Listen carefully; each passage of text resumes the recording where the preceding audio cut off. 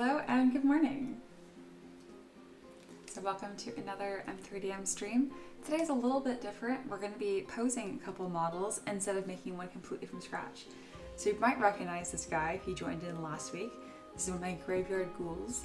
So I'll be making a new pose for him and another new pose for the ice gnome, which I also sculpted last week. So yeah, that's what today is going to look like. The pose I did for him before was like this kind of like creeping along, very stretched out. This one's going to be crouched and very close to the ground. I don't do poses like this very often, so I think it'll be a nice little challenge. So without further ado, let's get started. I'm hoping to knock out each pose in an hour. We'll see. If I don't, that's fine. But I'm going to have a little timer here for an hour to see if I can kind of like roughly track my process or progress. Because more often than not, you guys ask a lot of good questions. I get a little caught up in the chat and I get a little distracted, which is fine. It's partly why I like to stream, but I want to keep track of what I'm doing as well. So yeah, hope you guys had a good weekend and let's get started. I'm going to kick off by starting straight into Transpose Master. Transpose Master essentially just takes all your subtools, merges them into one, so I can make deformations across the entire model instead of individual pieces. And it makes him his lowest subdiv, so that's why he's all like pixelated looking.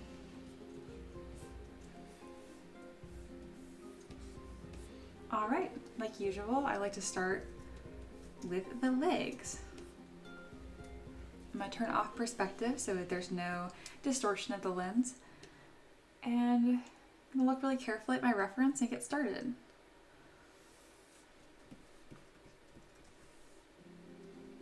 I'm going to use the transpose line a lot during this posing process.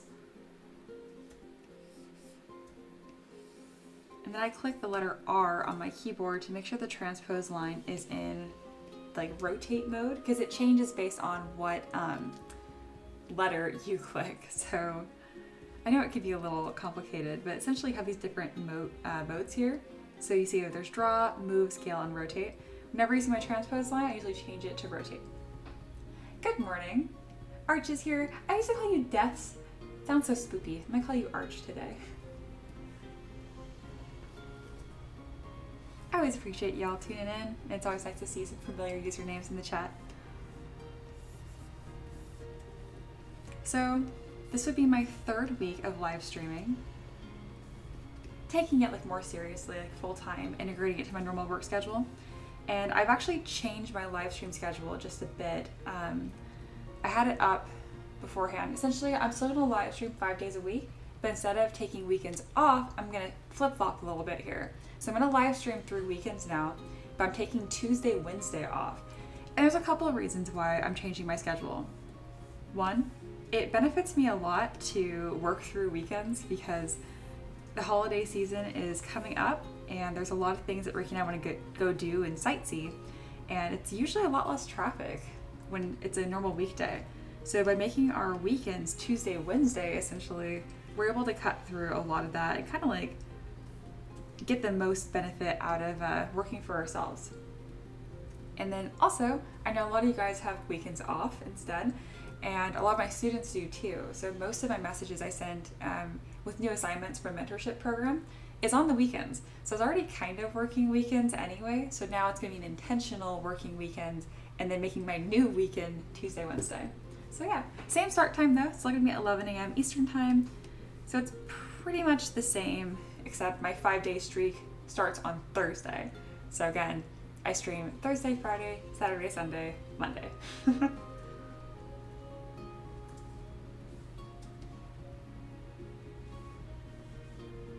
I'll be mentioning my new schedule throughout the stream.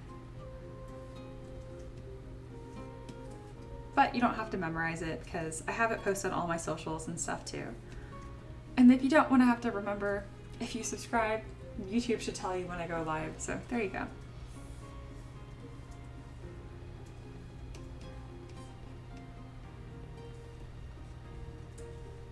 Yeah, I hope you guys had a restful weekend. I know I did. The plan was that we're going to build a shelter for my horse. His name is Spartan.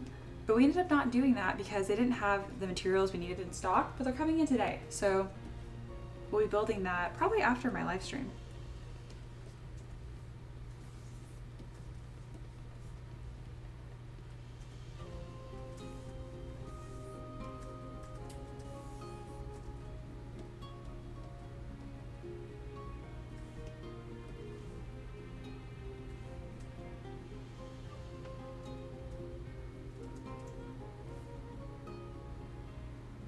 All right, got that leg mostly posed. I think I need to move it over a touch. I don't do crouch poses very often, so this is going to be a good bit of practice.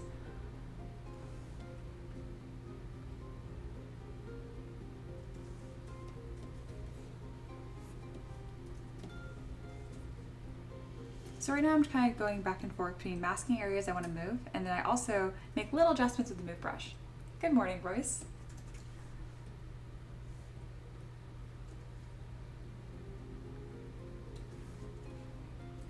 All right, we're gonna call that one good enough. Let's move on to the next one. He's gonna look really silly as I pose him because again, his legs are gonna be all scrunched up because he's supposed to be very close to the base.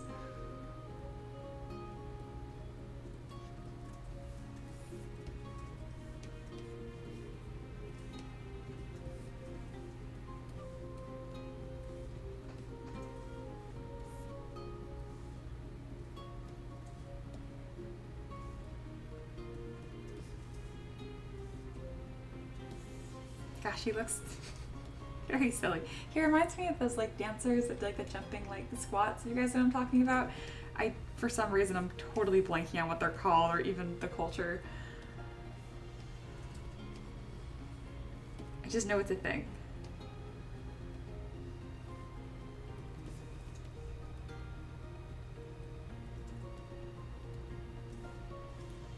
So I'll be doing some re-sculpting of the knees once I'm at Transpose Master.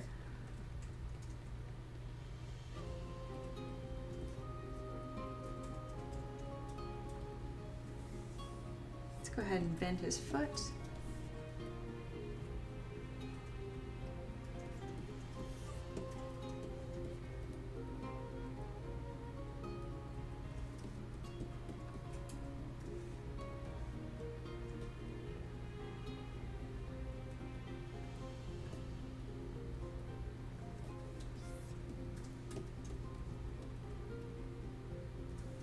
There we go. This looks really, really silly.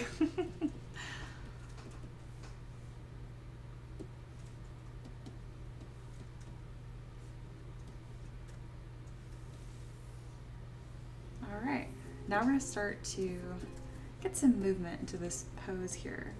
And bend him forward. And I'm kind of gonna slowly mask up his spine to get a really nice curve. I'll probably have to reposition his legs quite a bit. There we go. And then John's here. Hi, I think you're new. Welcome. Finally caught a sculptor live. Yep, you're here. You made it. I have a really consistent schedule too. It's almost every day at 11 a.m. Eastern time, but I take Tuesdays and Wednesdays off.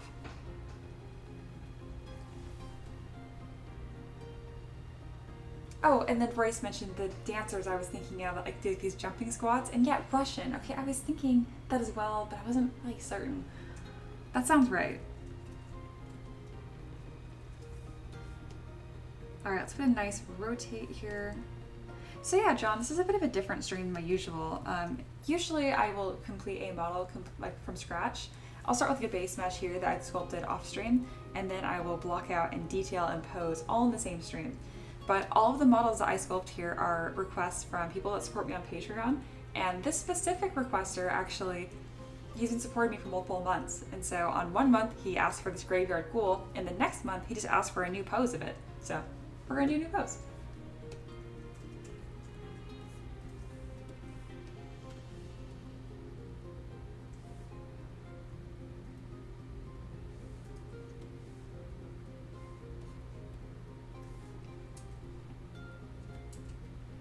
But yeah, it's a pretty good time.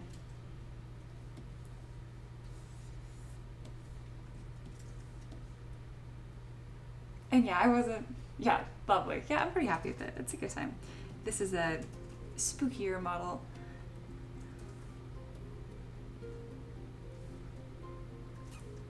Yeah, I recently changed my schedule up a bit, so I also do weekends now. Because I teach, and a lot of my students get most of their sculpting, their assignments done on the weekend. So eventually I'm thinking of doing more dedicated live streams where I can just answer their questions and stuff. But as of now, just focusing on making a model per stream. Except for today, we're gonna pose 2 models instead. All right, here we go. I can finally see this pose kind of starting to come together. Let's go ahead and bring those arms down to balance this model out.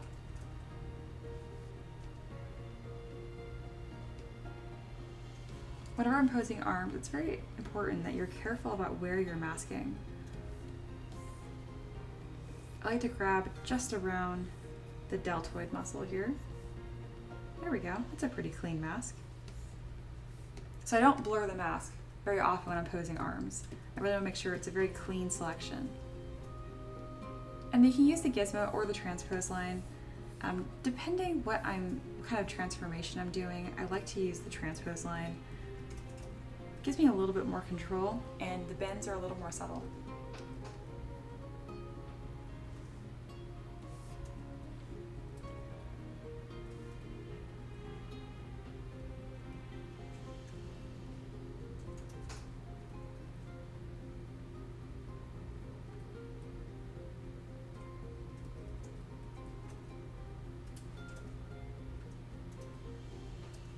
So I know I'll be selecting these arms again, so something that I can do is that when it's masked here, I can hit Command W and now polygroup this arm, but it won't affect my subtools. It just makes it so while I'm in Transpose Master, it'll be much easier to select just that arm. All right, let's go ahead and bring this other arm down because it's looking a bit funny, just sitting way up there.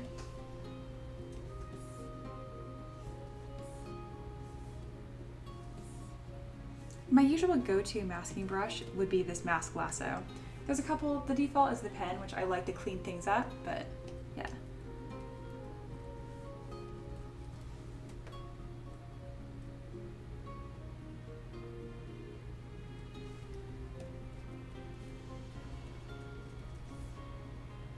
There we go.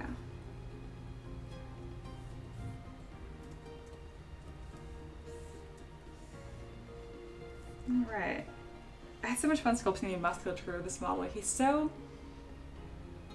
kind of like emaciated and creepy looking, but it's been a really fun, relaxing time. This stream actually got away from me a little bit when I made it last week. It was largely me talking with you guys, but also I just had so much fun going over all the little details on the skin and stuff.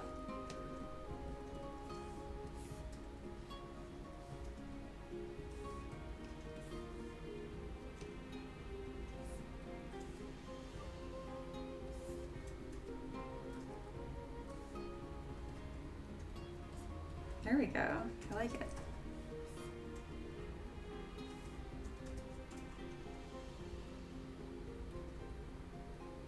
Trying to decide how I want to have these hands and claws touching the base.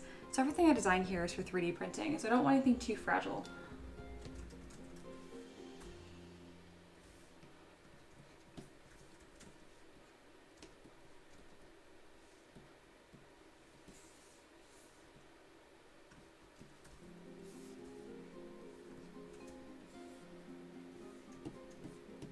Here we go.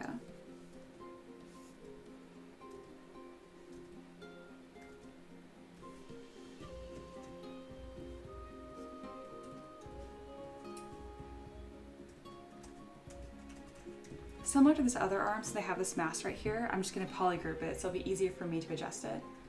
And then Royce says, speaking of horses, my daughter wants one so bad, me too to be honest. They've never had one, so while saving up, I'm learning all I can about them. A lot more to it than one would think. Ooh, yeah, I would really recommend if you guys can either lease a horse originally, like a partial lease, and have a barn you can visit. If you've not owned one before, do not just buy one and put it on your property. It's a really, really easy way to get hurt, especially if you have a horse that's around children. They don't generally do great around children. You know, they're prey animals, they're very easy to spook and stuff. So I super, super recommend finding a local barn, taking lessons first. You need to have hands-on experience. I think it's normal for horses, like in media, to come across as kind of like docile and majestic. When you actually handle them on a day-to-day basis, there's a lot of, I'm not trying to scare you out of by any means, just trying to be like very honest up front about what it's actually like owning a horse. They can be really scary to handle. They can. When they're they're prey animals, so they spook and whatnot.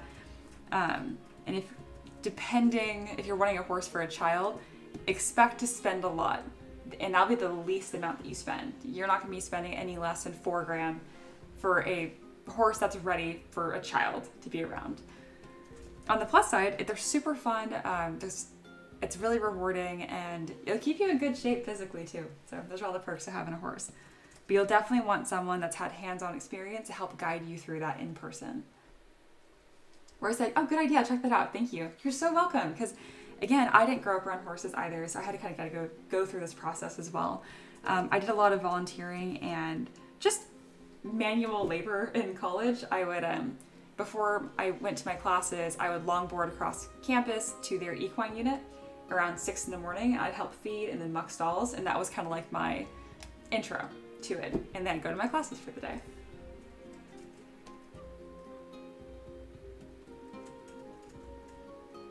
Yard's here. Hello, good morning.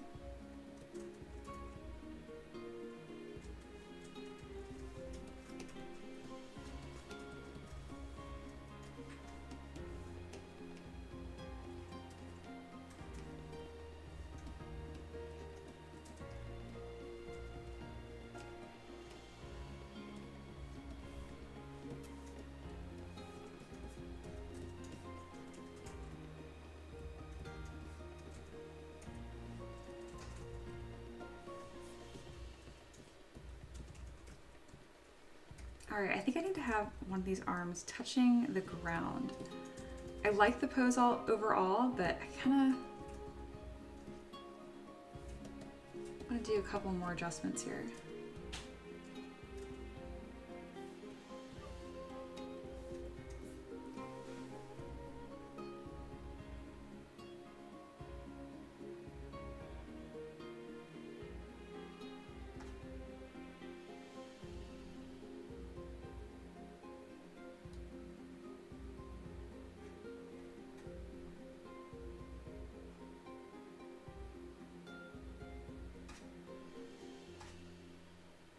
Alright, just really checking out my references one more time here. Alright, I like it.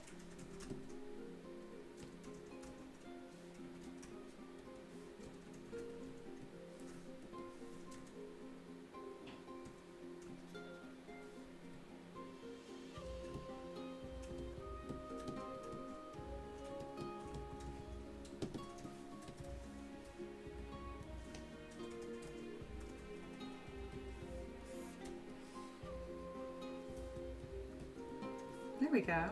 And I like that it's going to have a bit of like stability here by his like elbow bracing against his knee.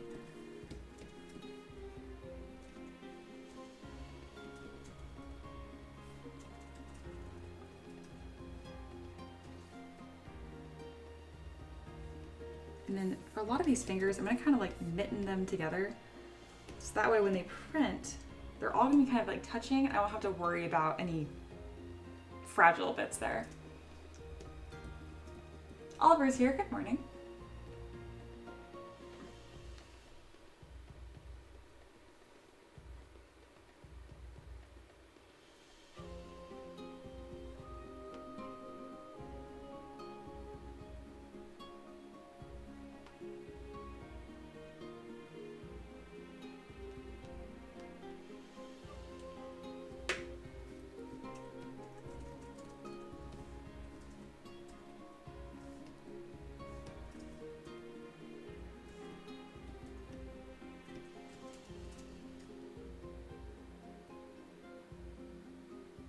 All right, now I'm just kind of thinking where this other arm is gonna go.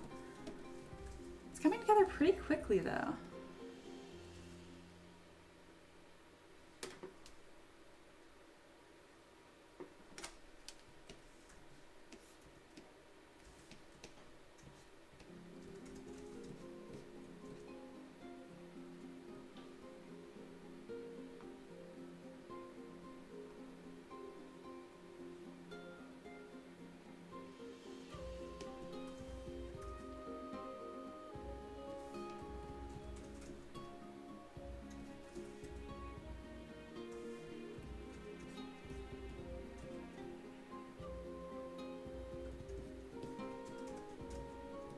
All right, so I need to get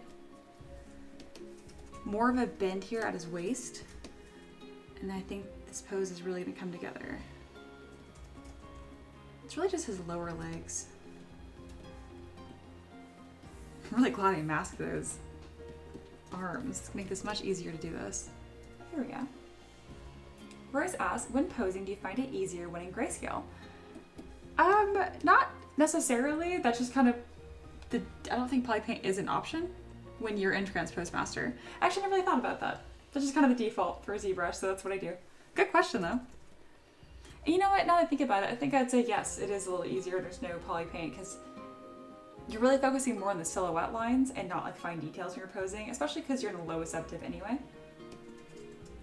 And lowest subdiv just means you're in the lowest resolution for each subtool.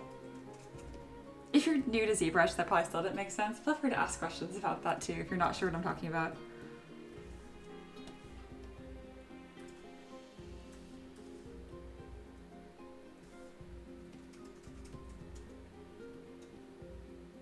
Here we go. Ooh, I'm happy with this. This looks cool. Again, I don't have enough models that are kind of crouched down like this. I want to have more.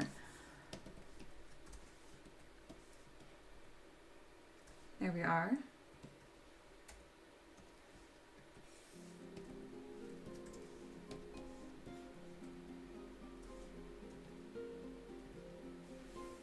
Then I'll always check the floor here to make sure all my models are gonna be flat on the base. So I provide a decorative base version. That being said, I like to provide a no base version too, because some people like to make their own. And this is all for tabletop printing and stuff. So it's very important they're nice and flat so that we can do whatever kind of base they want.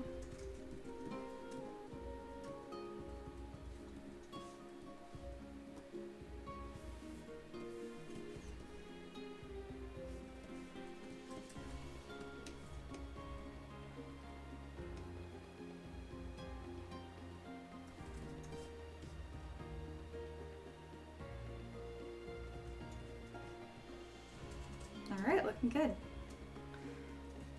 And so as you can tell, like the belt isn't fitting perfect and that kind of stuff, but those are individual subtools I can adjust later. When I'm in Transpose Master, I'm really just trying to make sure that I'm getting all the different pieces that I want to move together that I normally can't select and move together.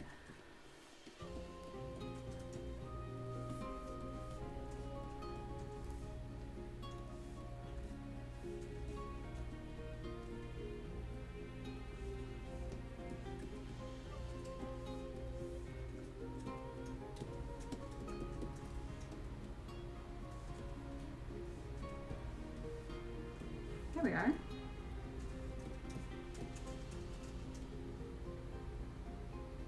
All right, let's go ahead and put this back into T-pose sub T. So I'll take all these information I did and put them independently. John says, it looks like he's in movement, walking in this hunched way to his right.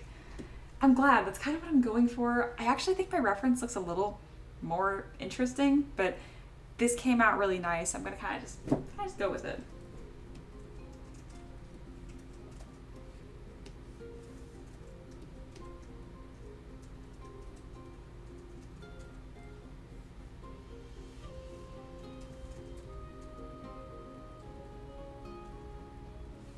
All right, so whenever you pose a model, it's really common that you're gonna get all these weird like little distorted areas and stuff, so expect to do some resculpting. My favorite way for cleaning up meshes and corners and anything odd, there's two things I like to do. One, I like to smooth them out, and then two, I fill in that volume with either the clay brush or I use Trim Dynamic, but the inversion of it. So normally Trim Dynamic, when you use it, it takes away material, right? Which is not helpful in this case. So what I'll do instead is I'll hold down Option, I think it's Alt on Windows, and instead it will actually fill in that area. It doesn't always do exactly what I want it to, but that's a more natural filling of material there. So instead, let me go in with clay. I usually use clay, but every now and then, Trim Dynamic with it being inverted works a little better. And then John says, sort of like an ape, I guess. Can't say the reference, but seems natural now. Yeah, let me show you guys the reference, and I can kind of do a little plug for Pose Archives. They don't sponsor me or anything. They don't know I exist. But Pose Archives is where I get my references, and these are the ones This is the one I had right here. So I think it's a husband and wife duo, and they do a bunch of photos of all kinds of poses and stuff, and I really like their stuff. Again, that's the Pose Archives.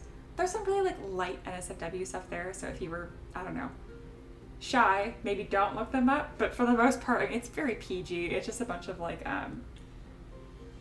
pose references like that, and then they organize them by weapon type too, which is really helpful for what I do. So I don't have him as splayed out onto his forearms like the reference, but that's partly because I do want him to fit really nicely onto a base. So yeah, let's keep on going.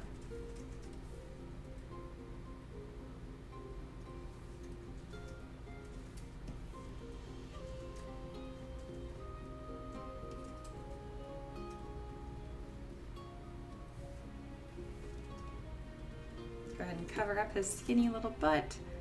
There we go. Nobody needs to see that. Not that kind of model.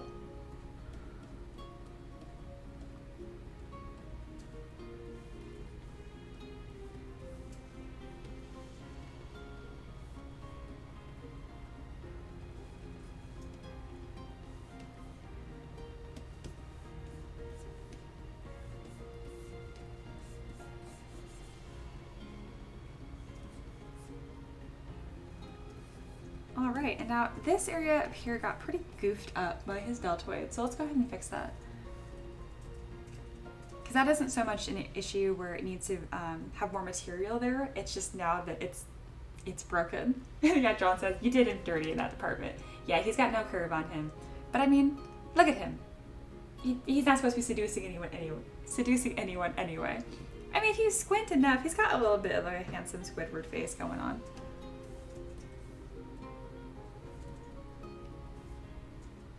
Alrighty, so what I'm going to do is I'm going to go with DM Standard, and we're going to reconstruct this area just a bit. I'm going to go with some pretty bulky lines. Again, he's monstrous, so I can really get away with some quick and dirty anatomy.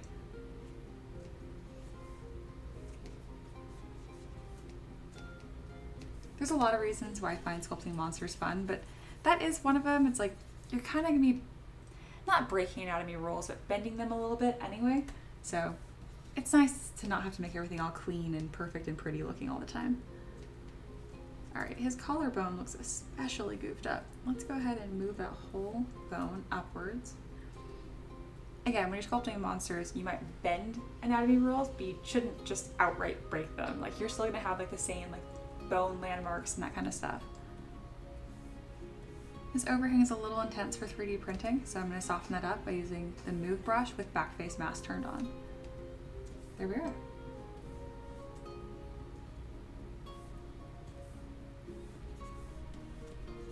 Let's flatten out this area just a touch. There we go. And then we can add some new sculptural lines here. There we go. And I like these really dramatic creases I've been doing all over the body for his musculature.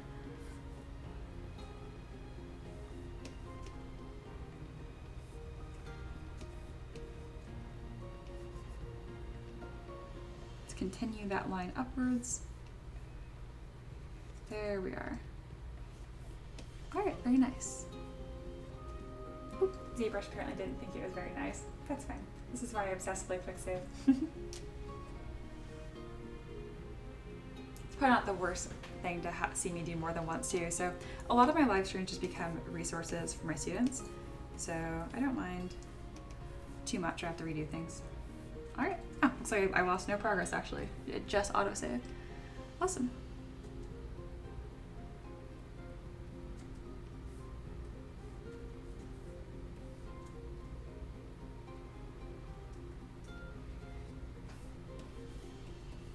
So I made this texture in these lines here by only using two brushes. This is the DM Standard brush and then Pinch.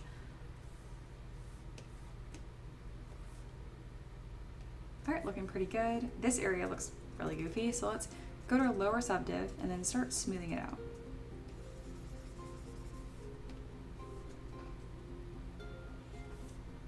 There we go.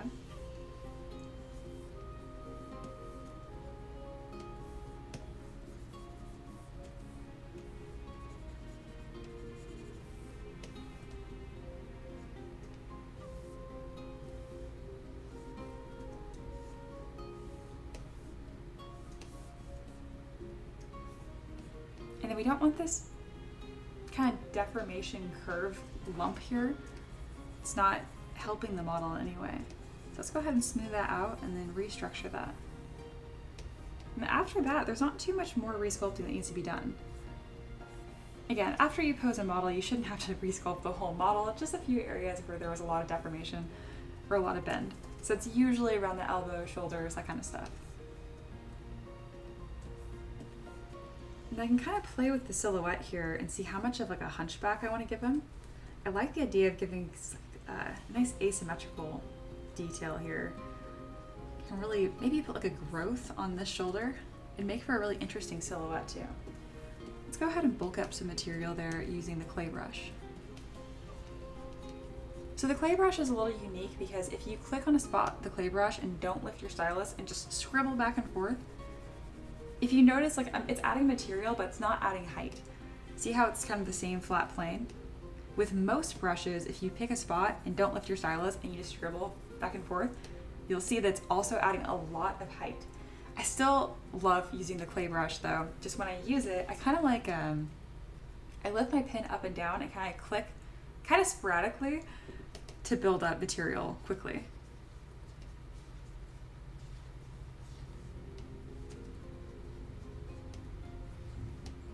All right, and I do have a pre-made brush that I actually purchased. This was on ArtStation. If you type in like scars and cuts, you'll be able to find it. I can't remember the artist's name that made it. But I love using this brush to block in like gross texture really quickly. So let's go ahead and put some sort of rot on this shoulder.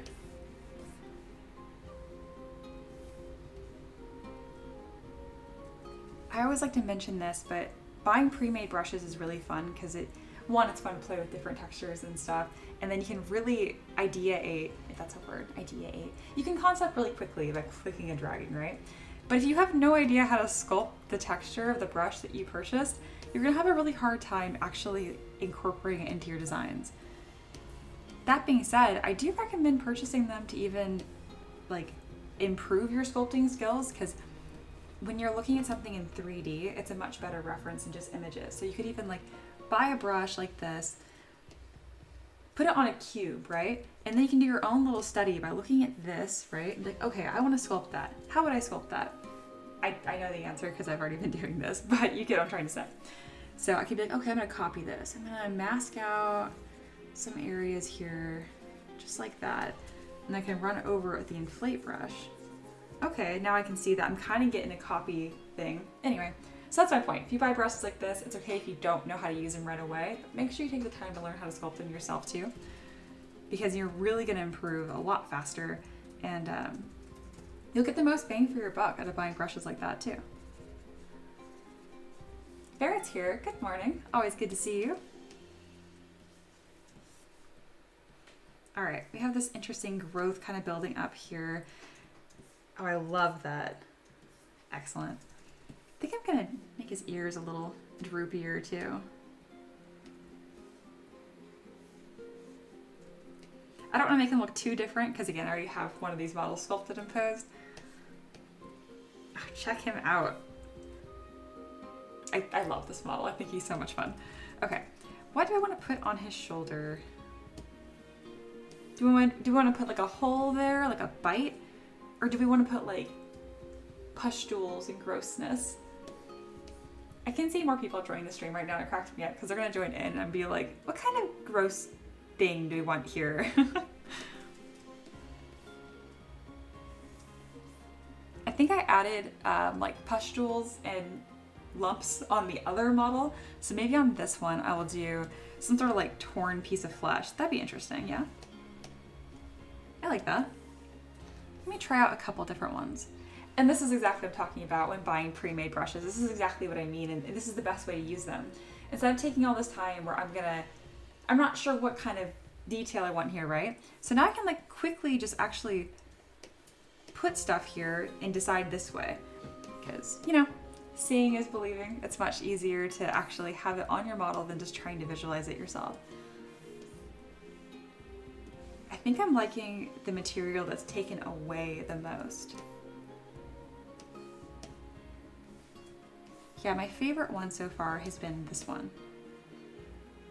And then we can go through and kind of texture that a bit more. All right, so that's what we're gonna do. So now that I have that brush plopped down here, let's go ahead and bulk it up and make it our own. Oh, Michael's here, good morning. And then another person, Mikey's Tattoos. Hey, and welcome, you're new. What are the brushes? So the brush that I just used there was VDM Cuts and Scars. It doesn't have the artist name in this brush, but I did not make this brush myself. This was purchased. If you go to ArtStation and type in Cuts and Scars ZBrush, it will come up. And again, that's ArtStation. You can probably find it on Gumroad or Flip Normal store, but I know for sure it's on ArtStation. And then as far as the other brushes that I used to make this model, they were just already within ZBrush. So that's like all the brushes I use really frequently, I have pinned right here. If they're too small to read, let me know and I can read them out loud. Alrighty. But yeah, all my models are pretty much sculpted using the same 2 to 4 brushes. Alright, so now that we use that pre-purchased brush to block in the shape here, let's kind of make it our own. I really want to make sure that these are very easy to paint, because again, all my models here are going to be 3D printed. And I do have some examples of 3D prints off inside my desk. We'll do a break later on where I kind of show those off and talk about those more. But first thing I'm going to do is punch in the depth here so they'll paint well. And to do that, I'm using the move brush and holding down an option. There we go. I'm pretty happy with that. And now we can build up the texture around it using the standard brush. And then Mikey says, okay, thank you. You're welcome. Yeah, if you have any other questions, feel free to ask. I am an open book. I don't believe in secret art techniques or any of that. I'm happy to share what I've learned over the years.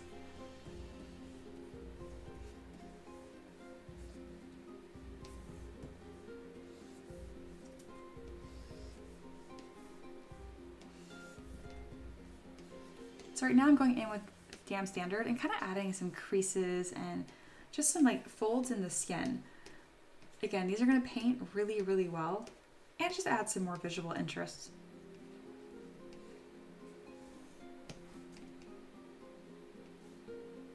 Another small detail I'd like to add is use my move brush here and kind of pull on the edges of these holes just to give a more organic and natural look. There we go.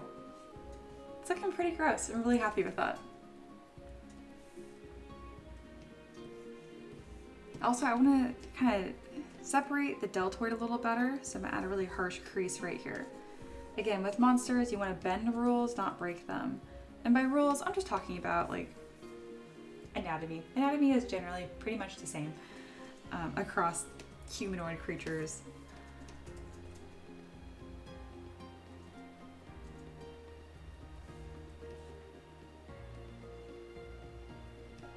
All right, looking pretty nice.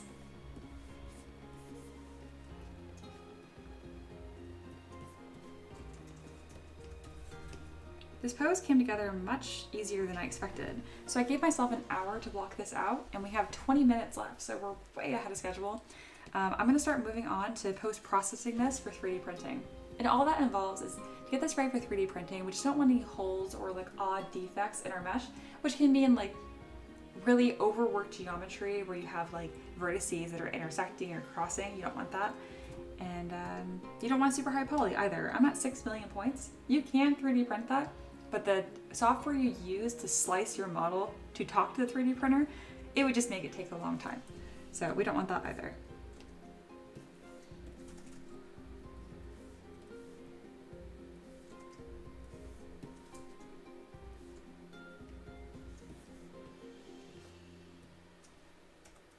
All right, we're also going to turn off perspective and see if I could make it so that all these pieces of fabric are going to touch the base as well.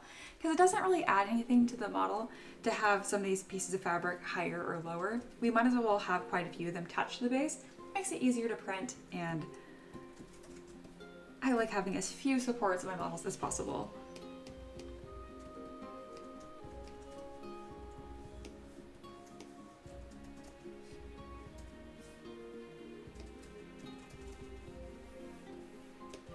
I still like to have some of them be a bit shorter, but only if it actually improves the silhouette in some way.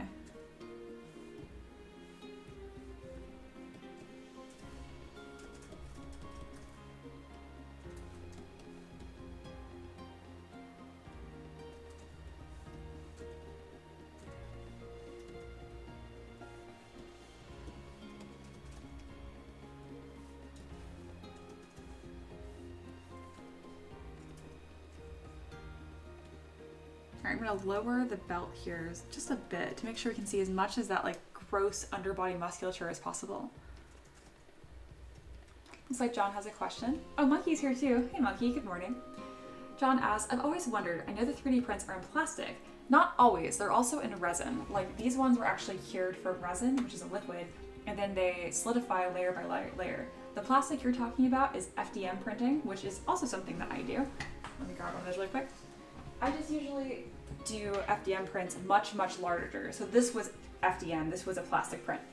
But reading your question, John says, I always wondered, I know the 3D prints are in plastic, but would it be possible to print a mold and create a model with more flex like silicone? It'd be really cool. You are absolutely correct. You could, instead of printing this, obviously this is the positive, I guess you could say, you could print the negative of this. So it would be like in a, or you can mold it from this as well. But anyway, you could, let's say go into ZBrush with your model, and then you could put it in a cylinder and do a Boolean subtraction within ZBrush, and then 3D print those two pieces. So yeah, that's also an option. So most people that support me on Patreon, they support me monthly, and that money goes into funding my live streams, making more models and stuff. But I also have people that pay me on Patreon as a merchant. And so they sell physical prints of my models, and I do have someone that creates casts and actually prints my models in metal. So they look pretty impressive and pretty cool. I think they use some sort of like bronze alloy to do that. And then Miguel's here. Hello. Hey bud, good luck with your stream today. I'm working on crocodile folk today. Oh, how fun. Yeah, I am making a second pose for one of the graveyard ghouls I made last week. Yeah, best wishes to us both. All right, let's go ahead and continue to adjust this. It's not the end of the world if you have some meshes that are clipping, but it's nice to kind of tidy them up and not have too much showing through.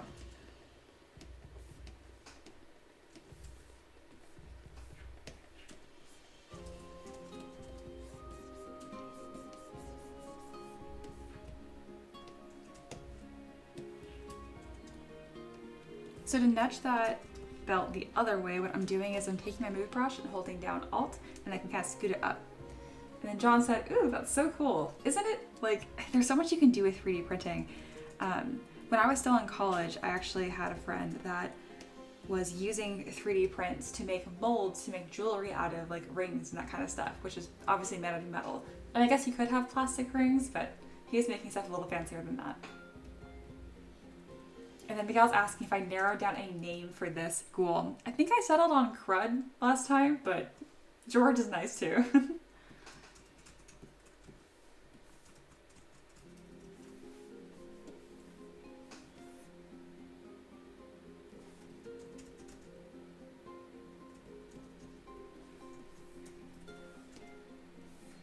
All right, so let's go ahead and I want to make sure that this, I like that this is touching right here, like his hand and his knee. It just makes the print a little more stable.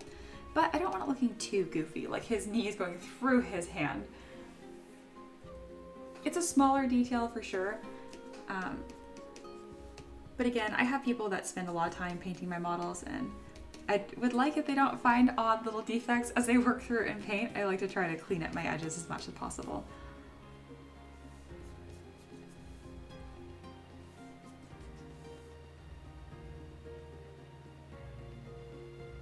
All right, pretty happy with that.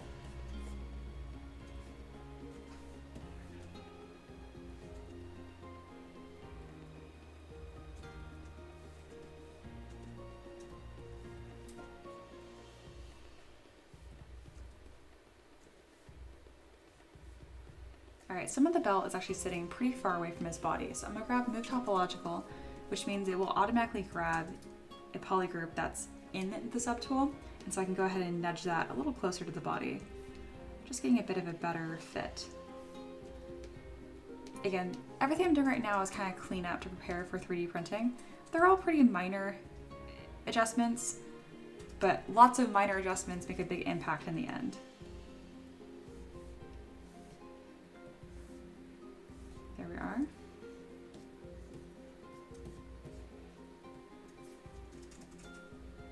Excellent.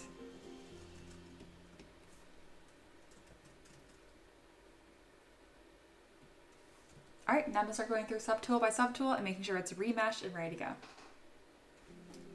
Barrett says, metal printing is such a cool concept. The process fascinates me. Oh, I know. And what you said is actually touching on two different topics unintentionally. So there are metal 3D printers, which are like multiple hundreds of thousands of dollars. Very, very cool. But you technically can get metal models out of normal 3D printing techniques by printing something, again, like a cast or a mold, like I mentioned, and then taking that and casting it in metal. So pretty cool. And that doesn't take hundreds of thousands of dollars. That one you can actually do at home. I'm not super familiar with that process, but I know a guy. So if you guys are ever interested, I could always ask him and then relay that info later on stream. Alrighty.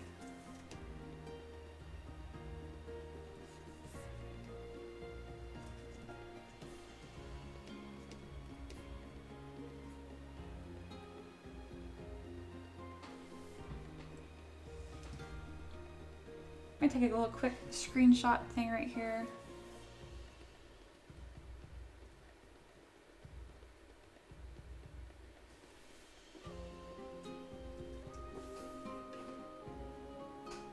There we go.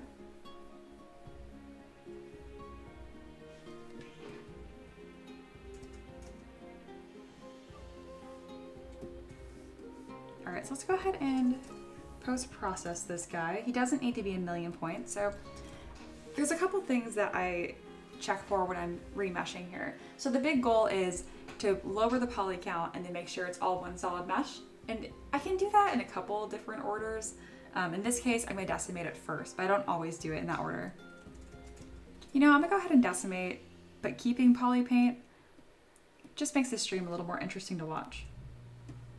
There we are. And decimate.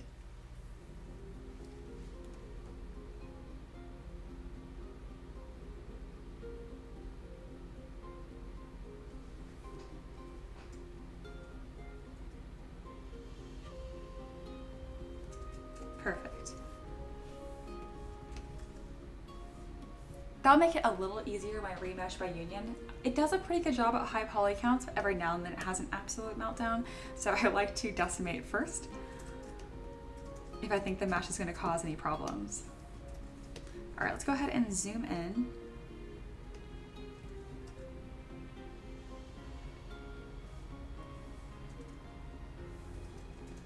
I noticed it's looking pretty pixelated, so I went ahead and subdivided one more time, and then I'm gonna decimate on top of that. And then John mentions about metal 3D printing. The metal ones are inaccurate right now, I believe. I think it's not that there's so much they're inaccurate, like they are very precise. They're just not used for like artistry and like models. They're used more for prototyping, I think.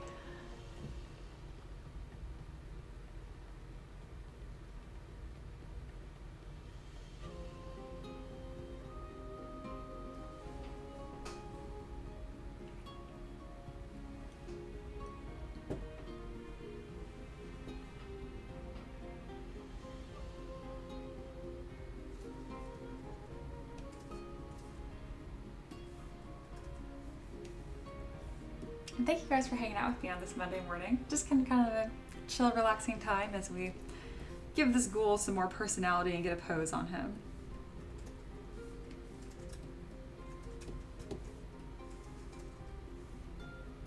You can go ahead and decimate this even further. I like to do it in increments. The ultimate goal is to have the entire model being only around 250,000 points, which is actually still quite a lot, so I can put a lot of detail in there. Very nice.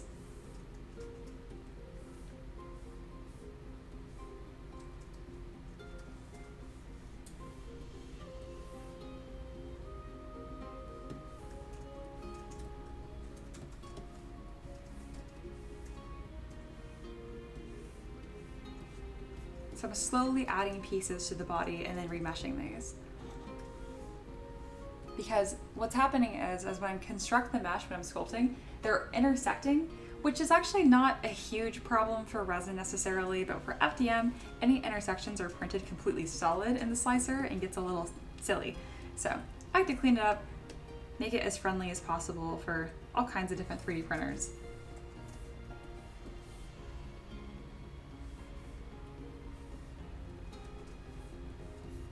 I primarily print with resin, but I also do have an FDM printer. I use Bamboo Labs, and they actually do pretty well with minis, especially if you have a 0.2mm nozzle.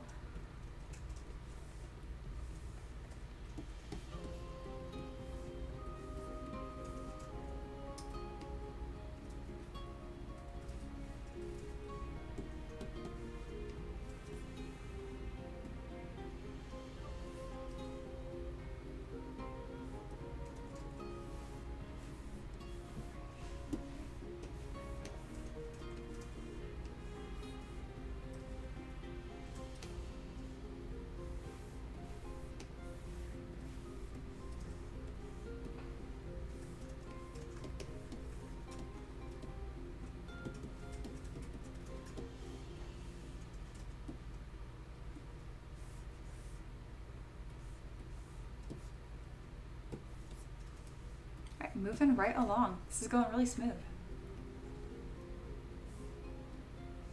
And then Barrett mentioned bronze pouring is the old school way of doing things. Laser sintering is becoming the norm for metal. Generally, it's for doing mechanical components. I geek out over this stuff. Oh, me too. That's so cool. Thanks for sharing what you know, because it's definitely like a flat spot I don't really know a whole lot about. So definitely happy to hear you share what you do know.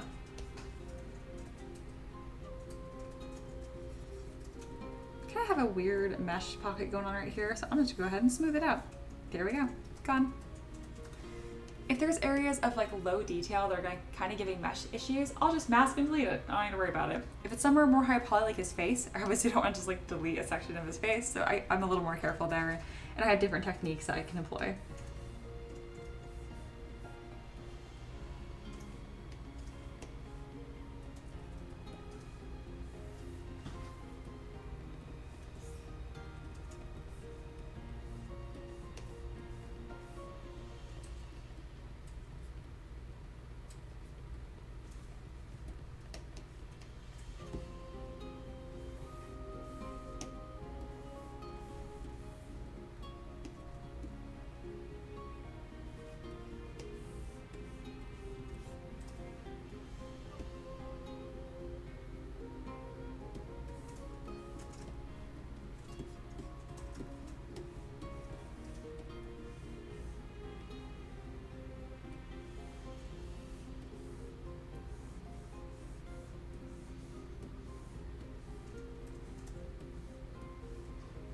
Just about done with post-processing here. There's a couple, oh, that's odd. Sarson clicked on mirror and weld. Honestly, I kind of love this abomination of a creature unintentionally. Oh, he's kind of awesome, isn't he? This was a mistake. This was mirror and weld. I can undo this, no problem. But man, that's kind of cool. I kind of want to have two versions now. Okay. John says, why are we decimating my boy this much? I feel bad for him because I got no clue what you're doing. So decimating doesn't remove any of the detail, or decimate is a harsh detail or word. Okay, so essentially I am reducing the poly count so that way it's a little easier for 3D printing. And then Sai is here. Hey, welcome. This looks fire. Thanks. Yeah, isn't the double head cool? Okay guys, I feel like I need to do a double head version, huh?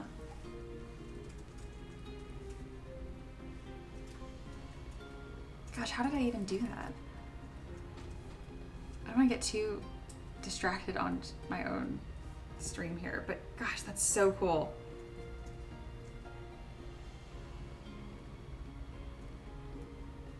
Yeah, we're gonna have to do that as well. That's just awesome. Okay. Let me keep track of what is going on now, because I wasn't planning on doing that. All right, so we have our normal one that we're gonna do for sure. Yeah, so I was asking for a double head version. Yeah, I got it. It was a complete accident by clicking mirror and weld, and it just, it's too cool. All right, and then we have this one. Bam, double head. And it even like does well with the pose. You know what's even better about this, guys? This model is like darn near support free too. Man, that is so cool. Talk about a happy accident. Okay, we'll deal with him in just a second. I'm going to copy and paste this tool, so that way I have another one right here. And then each one of these tools will be for a different version of the model. All right, so here's our normal model. So we're gonna finish this one first, and then I'm gonna jump over to my happy accident over here, Monster Man, and we'll give him some attention.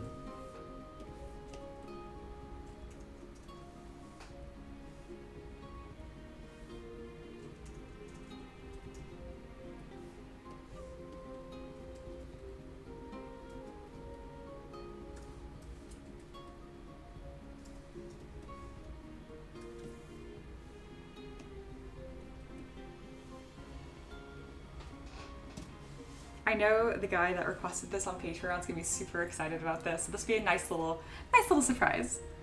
I also feel like I'm channeling some of that Bob Ross goodness. Happy accidents, happy little trees. Oh, someone new is here, Chris Phoenix. Hi and welcome. And yeah, you just mentioned it too, Bob Ross. Happy little accident. Yep, same wavelength. John says, oh my gosh, how did we even stumble upon this? It all happened so quick. Yeah, so I have a custom UI right here, and I was trying to click on one of my buttons intentionally, and I accidentally clicked on mirror and weld. So what that does is it finds a center line, and then it duplicates it across that center line. So that's how we ended up with this abomination, which is almost better than the model I originally sculpted. I don't know how I feel about that, but I'm just gonna own it like it was intentional. He's so cool. What? Man, okay, anyway. And then Chris says, every monster head deserves a little friend. Yeah, so if I was gonna be sculpting this intentionally, I probably would have made that second head smaller a little bit on purpose. But again, I didn't mean to make this in the first place, and yeah. Well, I'm excited about that. So I already have a posed version of this I sculpted last week. So that means that this is now going to have 3 different versions, which if you are new to the stream, everything I designed here is for 3D printing and specifically for tabletop games. You can print them larger, but most people print them small for games like Dungeons and Dragons and Pathfinder. And this is obviously like a mob enemy type, so having more variations, the better. And I think 3 is kind of like that magic number.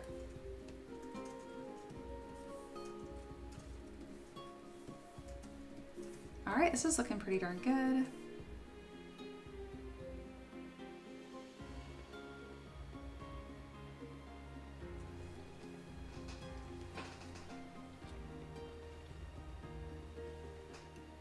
It would seem that it's getting hung up on something in the remeshing process. Let me go ahead and cancel that. It usually doesn't like to cancel, so fun fact about ZBrush is I'll say up here, it's like, oh, press escape key to abort. It never works. But on the plus side, if you just know how to bring up your activity monitor or your task manager in Windows, you can just go ahead and bring this up manually and then cancel it from here. It'll be called CSG Boolean. So bam, you can force the issue from here. Ha. All right, I'm not sure what it's so upset about, but there's something on this mesh that it got really confused about, and I'm predicting it's right here.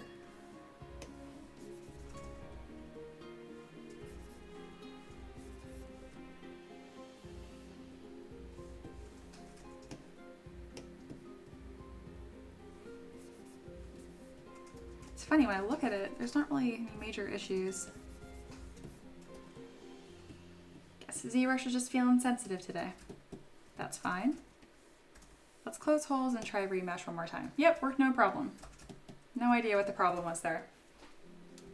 Bye by me. All right, here we go. One of my last steps here is I'm going to make sure all of this is perfectly flat. So I'm going to nudge pieces of the mesh as needed to make sure that pieces that are close to the base actually touch.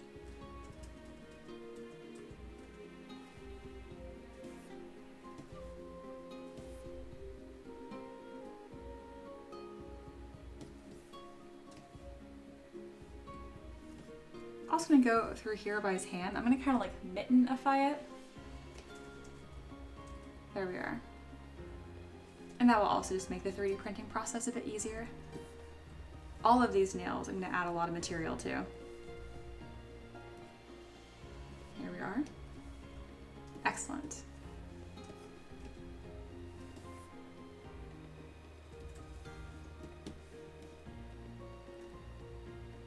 There we go. I'm gonna go ahead and flatten that up. Looking really nice.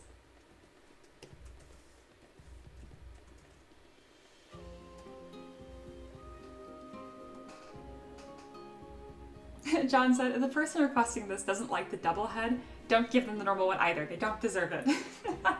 No, I know they're already, I know they're gonna love it. They've been supporting me for quite a few months now, and they always have really fun, unique requests, and this is so up their alley. Also, the models I make here don't just go to one requester. Anything that I make that's requested goes to everyone on Patreon. So if he doesn't like it, one of the other multiple hundred people that support me on Patreon will like it, I'm sure. Mikey says, what kind of display are you using? Is it on an arm or a stand? It's just laying flat on my desk here. Here, let me see if I can make this a little bit bigger. All right, quick little break. I'm gonna make my face big. Hello. So you guys can kind of see this here. But yeah, this is my Cintiq. It's very expensive. You do not need a Cintiq. I got this because I splurged and I use it professionally every single day for hours and hours and hours. So I needed something that was really indestructible, and that's why I got this. But you can absolutely get like a Huon canvas, and those work just as good. So yeah, this is it. It is like, it is no kidding. It is little more than 2 feet across. So yeah. And then John says, great marketing there. Whether you're being facetious or not, I'm gonna take it as a compliment because I am terrible at marketing myself and business. So yes, business. Links in the description. If you like the stream, honestly, like, and then if you want to come back, subscribe. And then for the Patreon, I mean, yes. I like the business model I have on Patreon a lot. And I feel very lucky that I get to create art that I want to and that people are wanting as well. Like I really have found like my audience and community, and it's a really nice overlap of high fantasy and grimdark, and I like both. So it's been really nice. I haven't really had any issue with people requesting stuff I don't want to make. And then Mikey says, okie dokie, thank you. You're very welcome. John says, no, I liked it. I'm actually gonna check it out. Oh wow, check me out. Business. Doing a good job. Yeah, if you have any questions, let me know.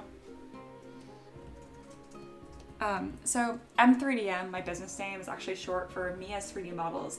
And it's really me and my husband. So I do all the art and Ricky does all of everything else. So the entire live stream setup you see here, he set that up, as well as any graphics or renders or really, again, I'm good with numbers and stuff, but I'm a little shy about like just outwardly marketing and stuff, and that's kind of where he comes in. So yeah. I think the request board was actually his idea originally too.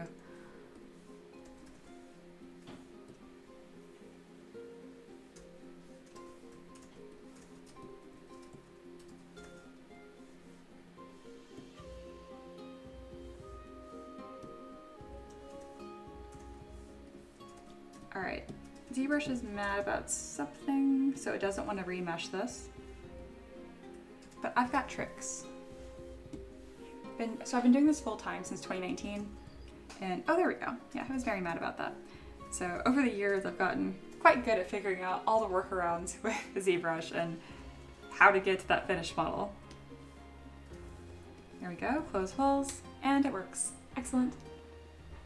Oh, Corey's here, good morning. And then there's Ricky, speaking of my husband. Just an announcement, yeah, my new live streaming schedule. So it's Thursday through Monday, 11 a.m. Eastern time.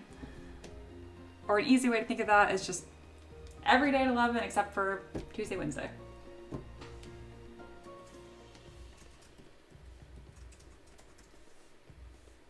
And yeah, I'm really looking forward to this new schedule I have coming up here too, because again, it gives me some days off in the middle of the week, and that's a little easier to go out and kind of like avoid any traffic.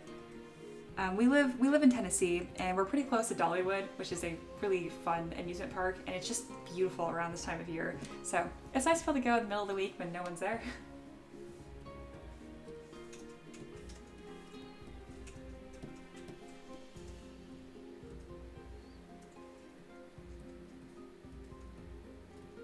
All right, he's looking really good.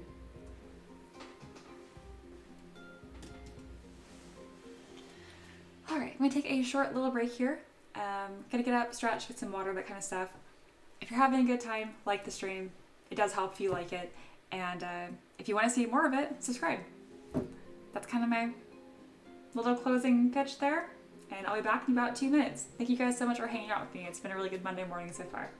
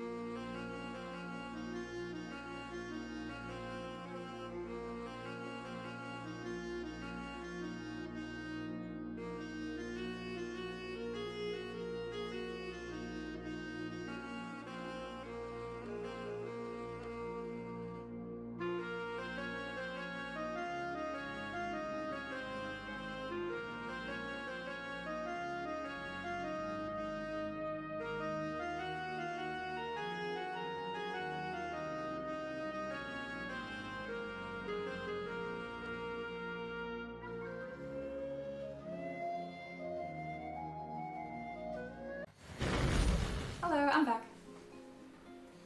Alright, so this model is all posed. That's our first part of the stream finished, really. And then I have one more that I'm gonna pose on stream. Oh, I also need to post-process my happy little accident of the two-headed monster, which was completely an accident. So yeah, let's go ahead and get started.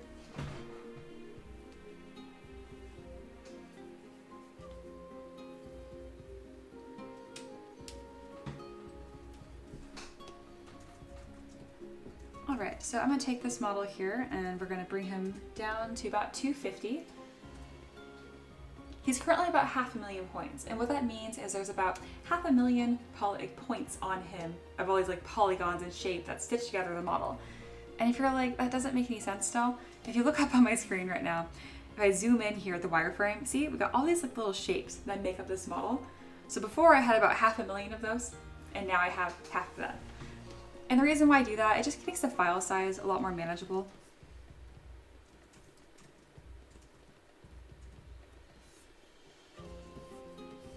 But if I go too far down decimating, it makes them look really pixelated, so we don't want that either. All right, I'm gonna go ahead and keep that where it is. And now, this is my happy accident. So I achieved this by clicking mirror and weld. I have that docked on my custom UI. I didn't mean to click on it, I just accidentally clicked on it. And then this happened. And then you guys loved it, so now I'm gonna make this a model too, and this will also get released on Patreon. Yeah, this is probably my most Bob Ross moment ever on stream. Truly the happiest little accident.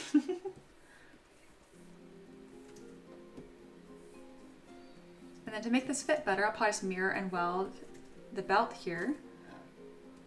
There we go. Oh, that works so well. Why does that work so well? Have I been sculpting wrong my whole life? So I just keep mirror and welding until I get a cool shape. Corey says, it's cool how you can get some pretty detailed stuff without being the multiple millions of polygons. Yeah, absolutely. When I'm actually sculpting and drafting, it gets up to about 5 million points, sometimes 10 if it's a really complicated model, but I can always bring it down all the way to less than 250,000. And that's one of the big reasons why I use ZBrush and not Blender. I specialize in this like high poly sculpting, and it's kind of a pain to do that in Blender. But I'm also like Blender illiterate, so maybe you can. I just haven't really messed with it enough to know.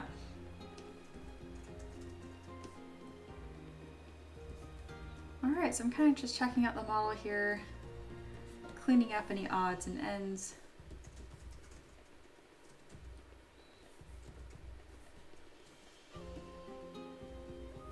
Then I grab my Move Topological brush, because these points right here aren't meant to stick out as far as they are.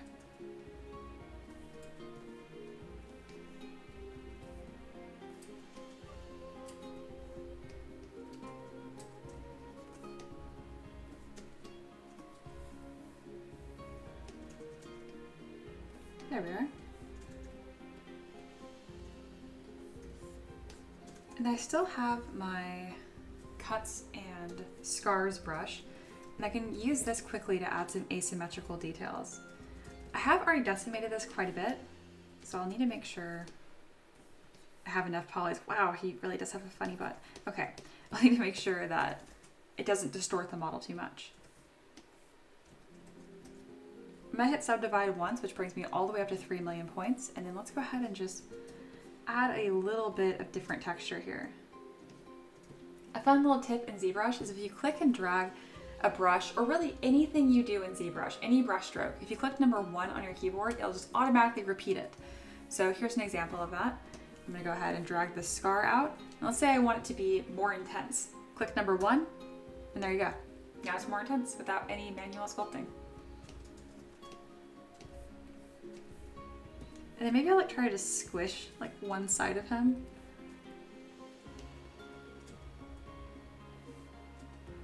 I like that. Gosh, he looks so silly. Check him out.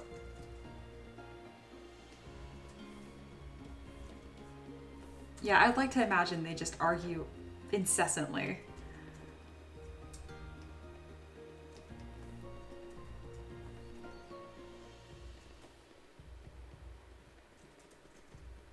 Beautiful.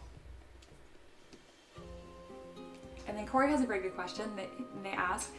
Subdivide splits each poly into 4 more, or is it more?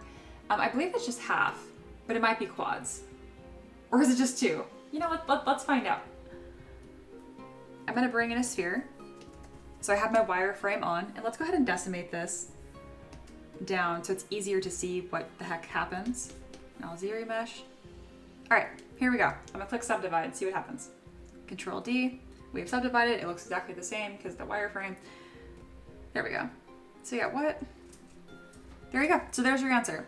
This is a quad right here. And then when I subdivided it, now we have 4 squares, really polygons in that. So there you go. It does. It takes every single face you have and divides it into 4 more pieces. So we both learned something new. Good question. I knew it increased poly count. I just didn't know by how much.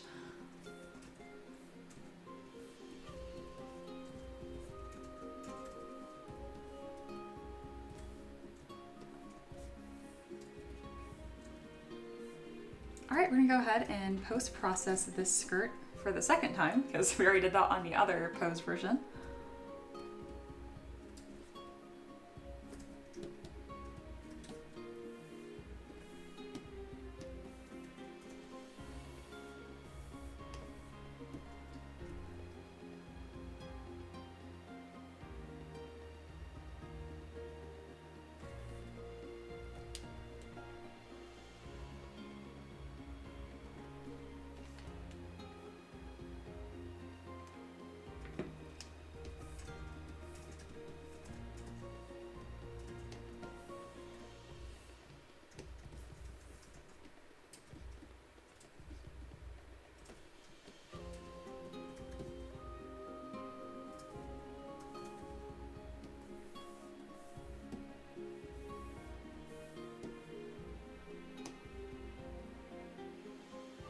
Corey says, if you're still wanting to do 30-minute segments, oh yeah, I haven't done that yet. So what I did today instead was I gave myself an hour to pose this, and then right now I'm just gonna kind of let it go, or just gonna kind of ignore it until I start my next pose. But I appreciate you paying attention and notice that my timer wasn't going. And you are correct. I usually do want that going, and I do forget about it all the time. So I appreciate you paying attention.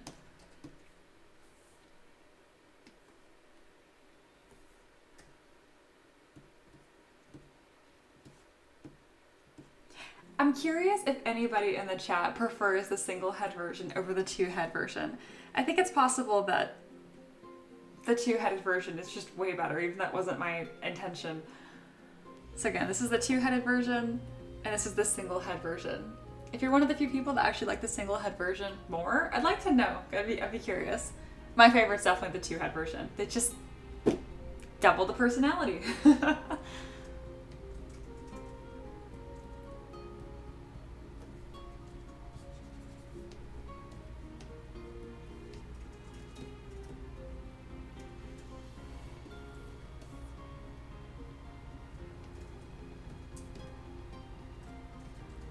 So right now I'm making sure that everything is going to touch the base nice and flat, just like I did for the other pose version.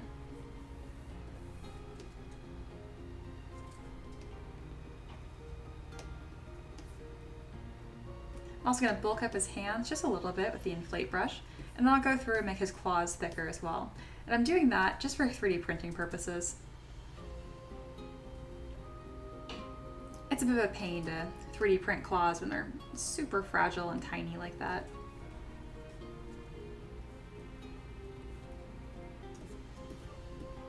There we are. Nerd 3D Printing is here. Hello, welcome back. And then yeah, looks like the majority likes both. Except for Royce. Royce agrees 2 heads better than 1. Yeah, well, I'm really happy to share both. I think my Patreon supporters will be really happy with that.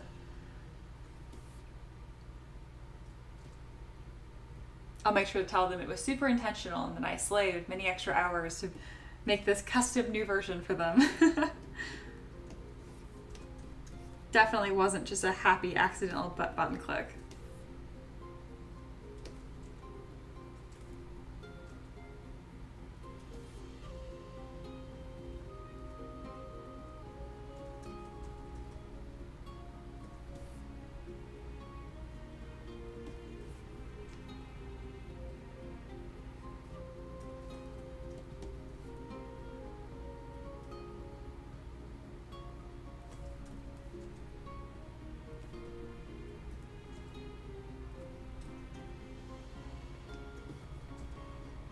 Okay, there we are. He is looking lovely. Let's get this one remeshed as well. Almost done.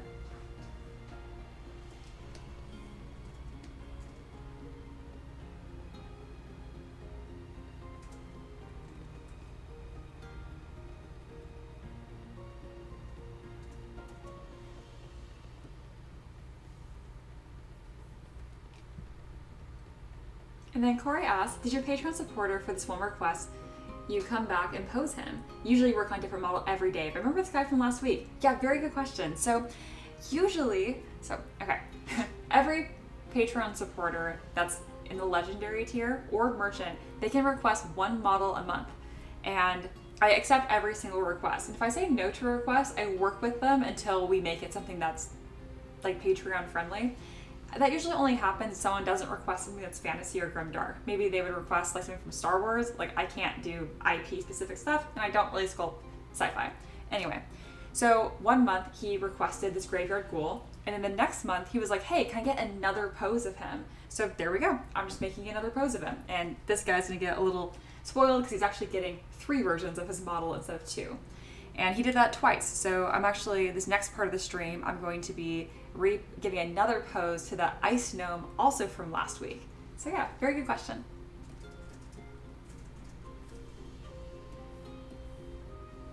Usually, people will request models on Patreon in response to their own campaign. So they'll request models they need for an upcoming encounter or maybe a new character they're gonna play. But every now and then, I have people that request models just for fun, and it's not really campaign or time sensitive. So maybe they'll request different versions or stuff like that. Very, very good question though. This is the first time I haven't just made a brand new model on stream. So, observant. Corey says, I see.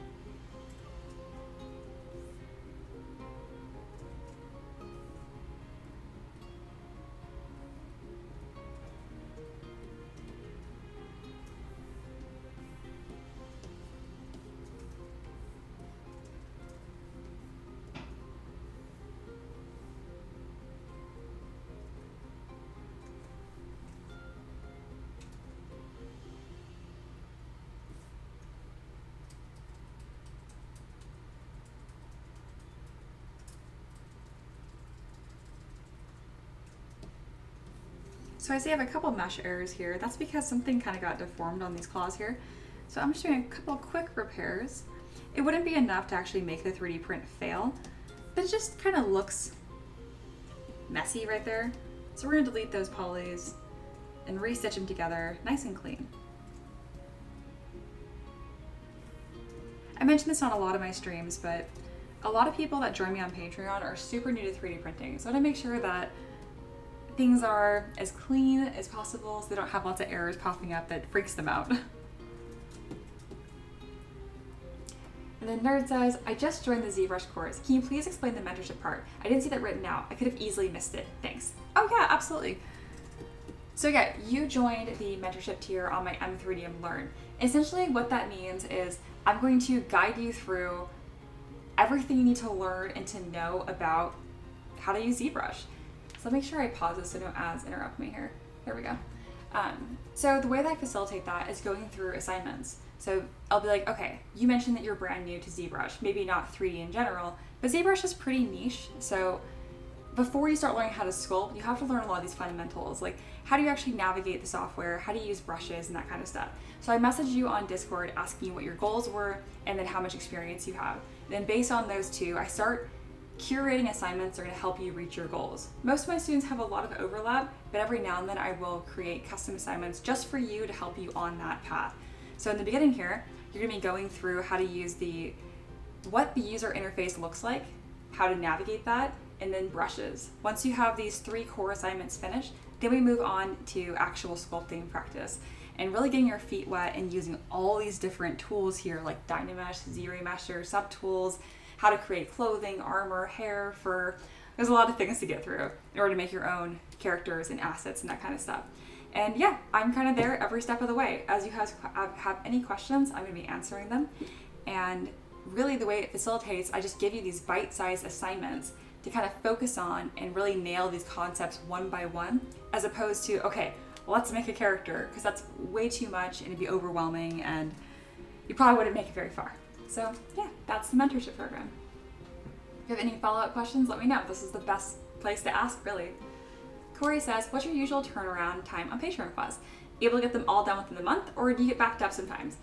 It's become pretty popular. I get dozens of requests every single month, and I organize them by monthly request boards. So I recently just finished every single request from September, and now I'm working on my request from October. So I'm about 1 month off right now, which is pretty close still. As far as requests I have lined up, I have content all the way through January as of right now. But if you want to skip the line, you can. It's an extra $25, but those are going to go on sale pretty soon now. And it just puts you next in line. So let's say if you put in a request today, even though I'm booked out till January, it would get done tomorrow. So yeah. Nerd says, perfect, thanks. I just started learning the UI, so let it begin. Awesome. I'm glad that made sense. Yeah, I used to advertise my mentorship program more focusing on these video lessons that I had made, but that really isn't what makes my mentorship program so successful and so helpful. It's the fact that you can ask me questions. If I wanted to have you just look at videos that I've made in order, anyone can learn, and it's not that simple. So yeah, that's where the mentorship part comes in. Because even though my students have a lot of overlap, you guys tend to have very similar questions, and I can usually predict what's going to confuse you and have other assignments lined up for you. I still find that every student has at least one thing that's very unique to them that's either related to what their goal is or maybe something that's extra hard for them to pick up. I had a student that just could not figure out fabric folds. Fabric folds just absolutely confounded them. And instead of just like torturing them and having them sculpt fabric folds every day for weeks on weeks, I just kind of integrated it to where we'd work on it maybe once or twice a month. And after 2 or 3 months, he's almost as good as I am now at fabric folds. So yeah. Corey said, that's not bad at all, right? I get through my requests pretty quickly. It's also my #1 focus. So I don't do as many side projects like on Kickstarter and stuff anymore. I just focus on making Patreon requests. And a big reason for that is just because they're very fulfilling. Like, it's so much fun. It really feels like I'm sculpting like presents for people, and it helps because I found that even the really like niche requests that I think that no one else would have use for this in their games, I find that a lot of people are like, oh wow, I needed that. And I'm like, really? You needed a 2-headed goblin? That's very specific. Okay, cool. So yeah. Alrighty, so the next step here is I'm going to go and put these models into my end ZPR. And what I do here is I make sure it's the right scale and get it on a base. So let's go ahead and do that. Here's my end ZPR. ZPR is just a type of ZBrush file.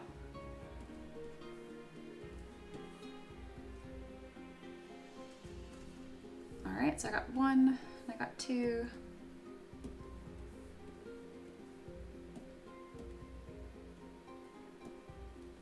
There we go.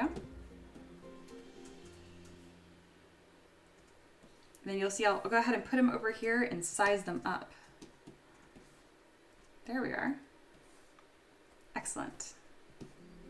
So yeah, these are 28mm scale, which means they're about 28mm from the foot to eye level. So that's what most scales mean. If you hear like 32 or 54, it just means that they're 32mm from foot to eye level. And you don't measure to the top of their head, because what if you had like a monster with horns? Like, you're not going to measure to the top of their head, because that would make them end up much smaller than they're supposed to be.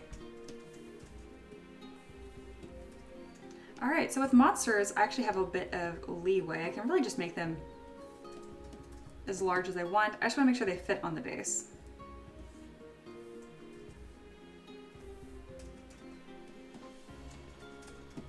All right, I'm gonna have a custom base for these. I've sculpted a lot of these decorative bases over the years, and for this kind of terrain, I want something a little spookier, so maybe some dirt, rocks, maybe a few teeth or skulls.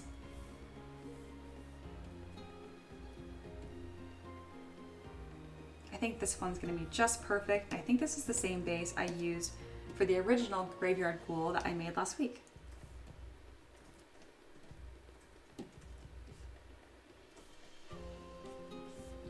Excellent.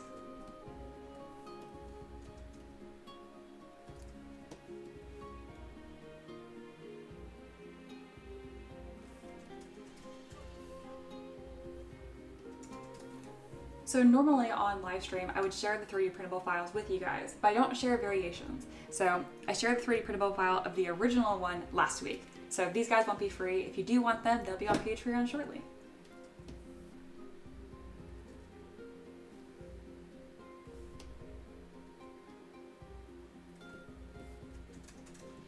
I'll also be 3D printing this and then sharing that exact 3D printable file. And the reason why that's important is because most things that you 3D print, you have to add supports to them.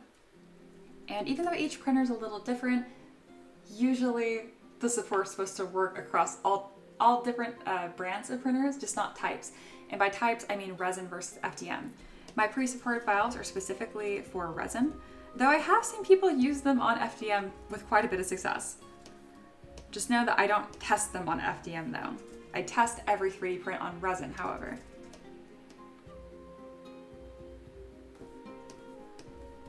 So right here, I'm going ahead and kind of making this dirt a little bit taller because then it will go ahead and touch that nail and then we don't need to add a support there.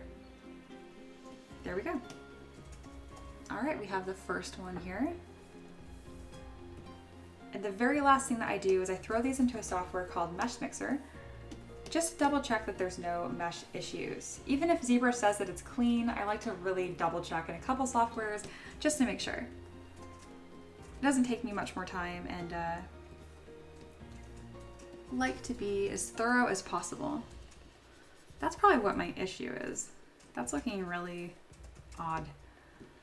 So let's go ahead and mask this bottom layer here. Looks like some artifacts kind of formed there, so I can delete those polys and then reclose it. And then look how much cleaner that is.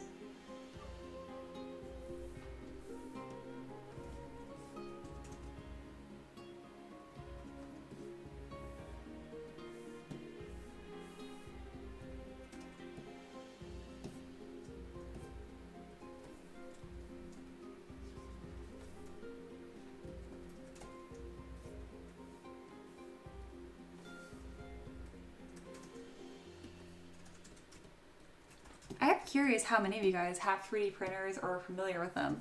Obviously, Nerd 3D Printing, I know that you 3D print. I'd be curious if you had like a favorite 3D printer that you use though, since you have access to a few unique and special printers.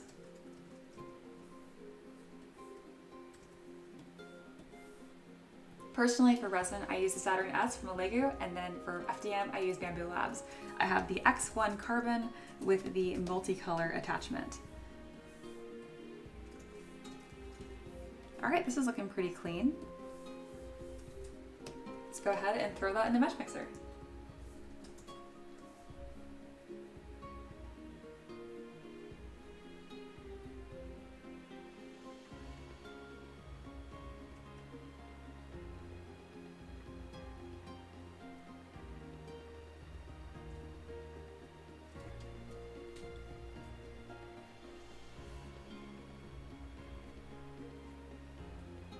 Looks like there's only one mesh error, which is no problem. I'll go ahead and repair that. Looking good. All right. We'll call this Graveyard Ghoul Crouching.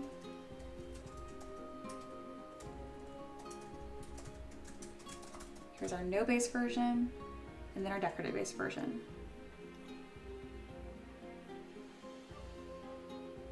And again, I usually share these for free on stream only, but I don't share variations. I already shared him last week.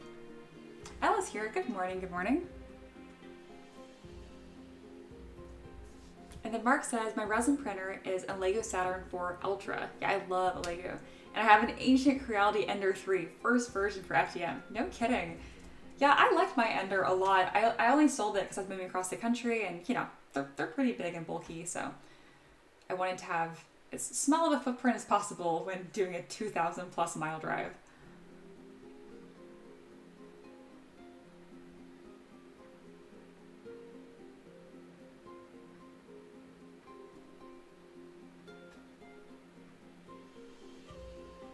And then Nerd says, I have an Anycubic X7 personally for minis, but the full color resin printer at work can do some amazing things, especially when it comes to medical and health models.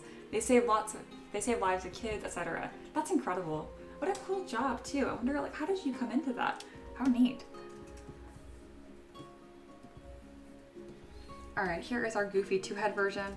Oh yeah, so Ella, I accidentally clicked mirror and weld when I was making this model, and now we have this two-headed version. Did not intend for it at all, but it was quite the happy accident, and I'm keeping it.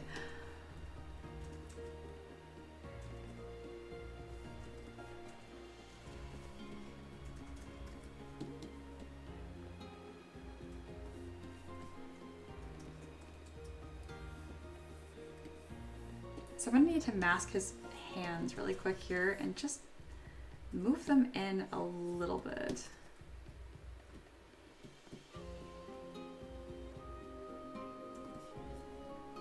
That's just so they fit on the base a little nicer.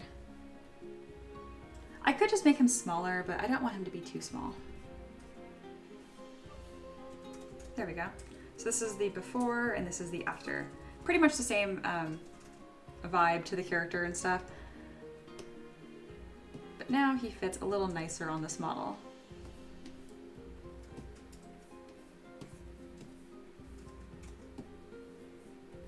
There we go. All right, let's go ahead and fit this guy.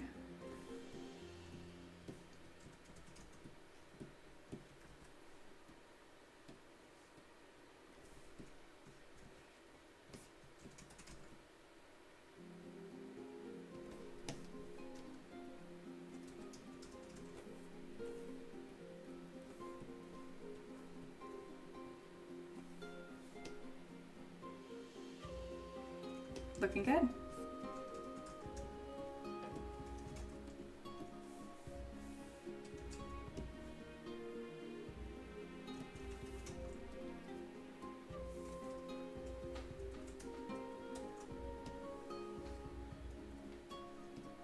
And then yeah, Elle said, oh my gosh, I love a happy accident, right?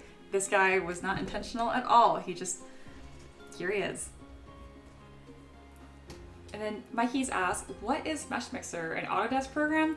Yeah, it's made by Autodesk. It's absolutely ancient. I don't think they even support it anymore. It's just the software that I use to make double checks in. You absolutely don't need it at all.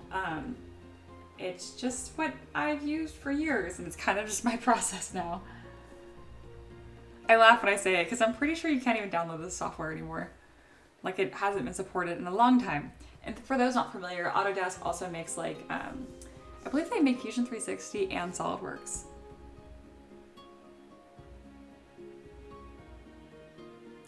Mesh Mixer, just kind of like some rinky-dink free program that they made, and I still use it.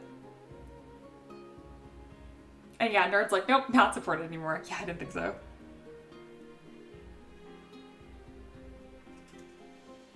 But it works just fine for my purposes.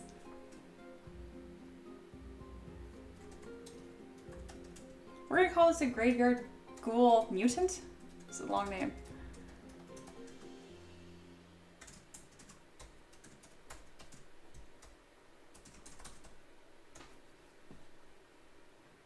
And Mikey says, okie dokie, thanks. You're very welcome. Got any more questions? Keep them coming.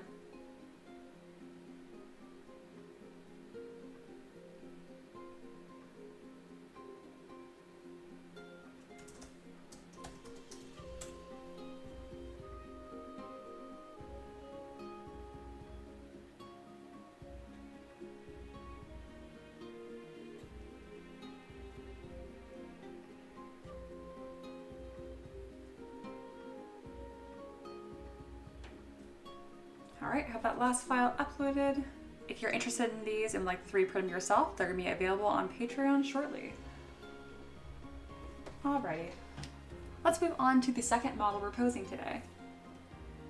You guys will probably recognize him from last week as well. It is our ice gnome, and here he is. So yeah, this progress from this base mesh here to, you know, more blocked out and then fully detailed, this was all done last week. I did one pose for this, and then the guy who requested it, instead of submitting a new model request for his, because they can submit a new model request every month, instead of asking for a new model, he asked for another pose. So that's what we're doing. Mark mentioned that Mesh Mixer is not supported, but you can still download it. Okay, interesting.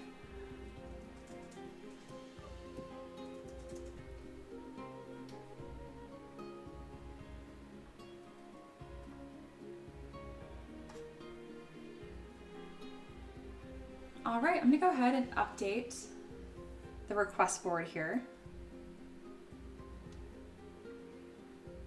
and mark that to finished.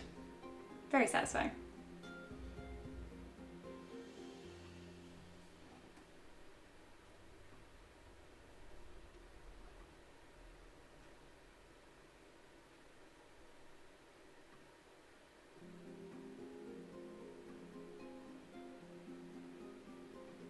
I'm gonna go ahead and grab the published link of that request board so I can put that in the chat if you guys wanted to look at that for a little bit longer. Again, this is the list that I work from. All right, this should be correct. Because I talk about it so often, but I don't think I ever actually share it. That should be clickable. All right, that is the request board if you guys wanted to have a closer look at that. I update this pretty much every day. And I also have my live stream schedule on there on what models I'm sculpting on what days. Alrighty, let's get to it. This is the second one now.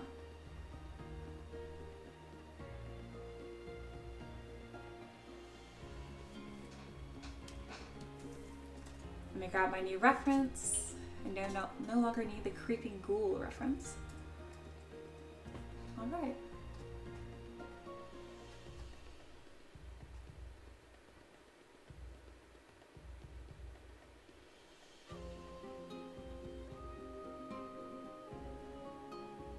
Excellent, we're all set.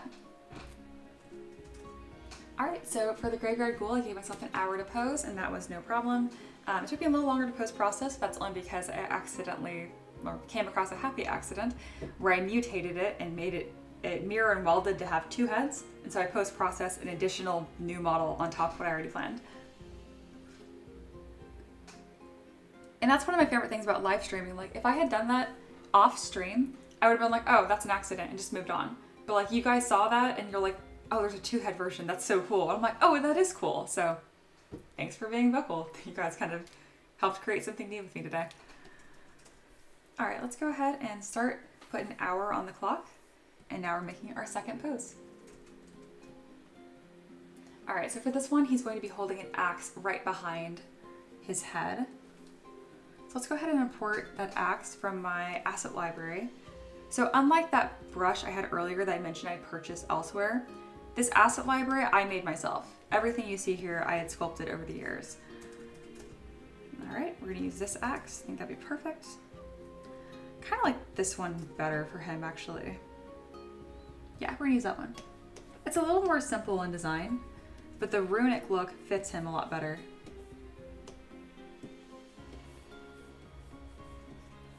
All right. Let's make sure we're all ready for posing. Oh, and Corey checked out the request board and said, yeah, you're set until February. That's cool. Yep. And to anyone that is kind of lurking and thinking about getting a request done from me, if you don't want to wait till February, you don't have to. I have priority tickets you can purchase, and it puts you next in line.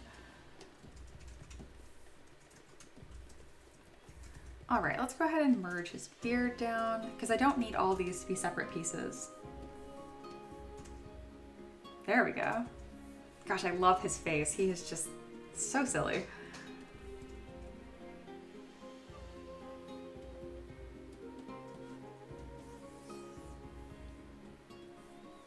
So I'm taking all these like fur details and I'm gonna go ahead and merge them down to these leather wrappings he have, because these are gonna move together. So I want those to be the same subtool. There we are. Same thing with the belt. There's no need to have this buckle its own piece. That can all just be together. Excellent. His eyebrows might as well be merged to his helmet because they're so close together. Oh, I remember last time on my stream, his eyebrows are almost not touching his head. So let's go ahead and scoot them in before I forget.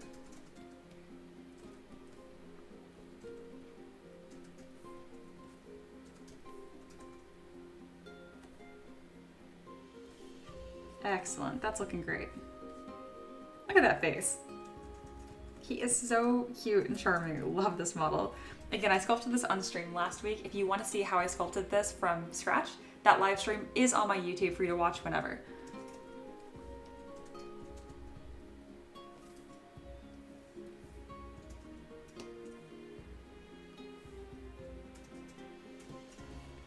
All right, I think we have a manageable amount of subtools now.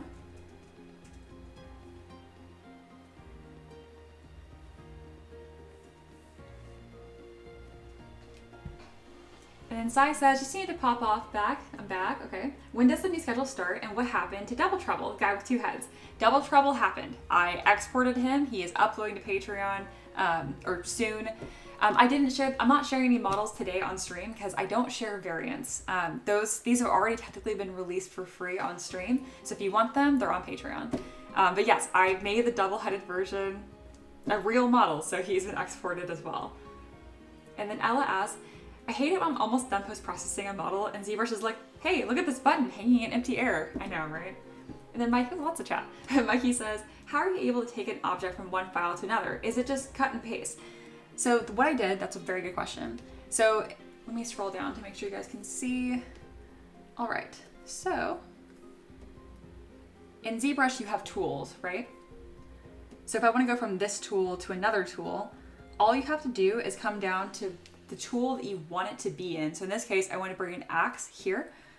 You go ahead and go to append or insert right at the bottom here. I'm trying to like furiously circle it so it's easy to see. Append and insert do the same thing. It just depends where in the list they show up. It's the same thing. I'm gonna click append and they'll show up right here. So that axe would have been right here. So there you go. There's your answer. There's your answer. Sai says, glad you mentioned this, is the one from last week. Felt like I time traveled. Yeah, it's very unusual that I sculpt the same model on stream. Again, this guy asked for a new pose of a model request he previously did, so that's what I'm doing. And I'm really glad that he did ask for more poses because these models are very much so like, they could be a playable character in D&D. There's all kinds of homebrew stuff out there, especially him. He could just be a dwarf, but anyway. In this case, they're very much so like mob, things that you would fight, and having more variants of them just really makes the encounter look more interesting. So that's nice. Oh yeah, Sai, and then my live stream schedule has changed, just kind of reminding everyone here. I used to stream, actually, I don't need to say my old schedule, it's confusing. I now stream Thursday through Sunday, still starting at the same time. I'm still 11 a.m. Eastern time is the start, but now I'm taking Tuesday and Wednesday off. So my weekend has moved. I used to take weekends like normal, like everyone else, Saturday, Sunday. But I'm like, you know what? I work for myself and I might as well take my weekend in the middle of the week because then if I go to like an amusement, like I like Dollywood a lot. I live close to Dollywood, which is an amusement park. So think like roller coasters, that kind of stuff. And if you go in the middle of the week, there's no one there. So I'm like, I might as well take advantage of that. And then Mikey says, thank you. You're very welcome. If you have any more questions, ask. All right, let's get this pose going.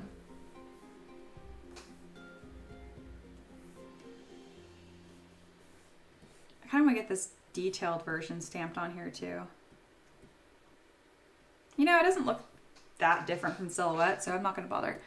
I'll keep this as open as possible. There we go.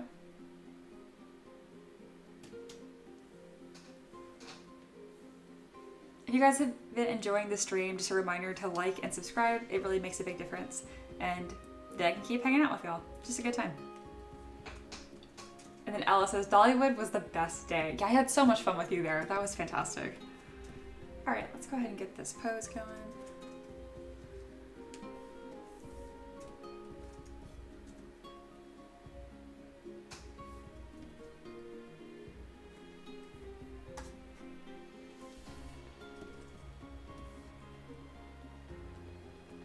So during my posing process, I'm just masking the area I want to move and then moving it.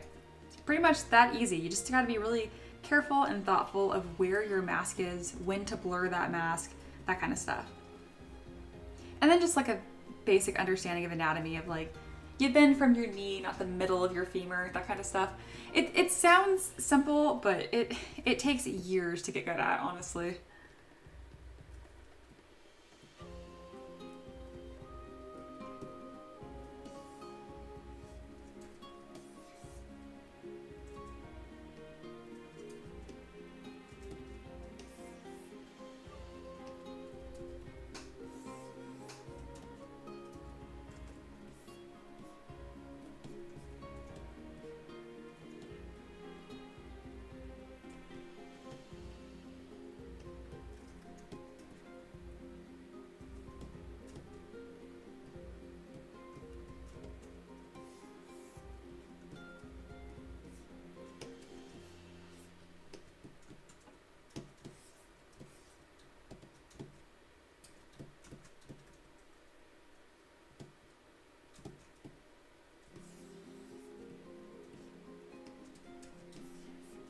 There we go. Just trying to mask that foot.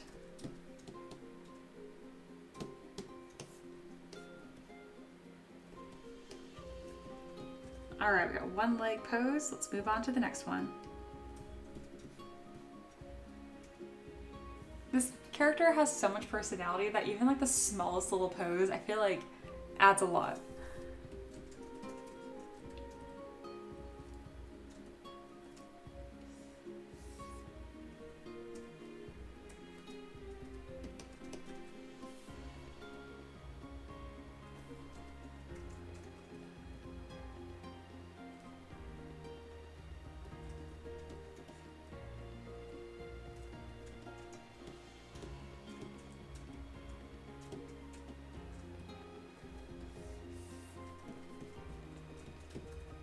And a reminder that whenever you're posing a model, you're always going to have areas you have to go back through and resculpt anywhere that you bend, like knees, elbows, shoulders, that kind of stuff. But if you're really thoughtful and careful with how you're posing, you shouldn't have to do that much work to clean it up. It also really depends how dynamic your pose is. Like if you're doing like a ballerina or a dancer, those ones, they move a lot. So you're going to have to resculpt a lot.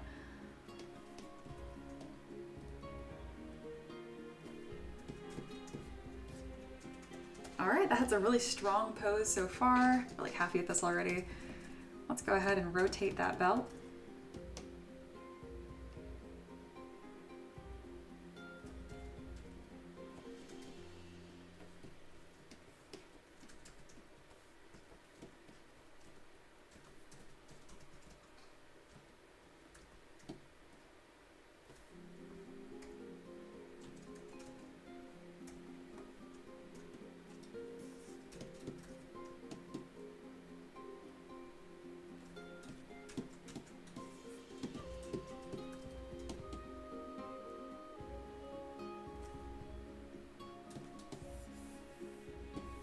And then every now and then I'll run through, make sure his feet are on the same plane. I can kind of tell it looked a little off, and yeah, so this leg is a little shorter than the other one.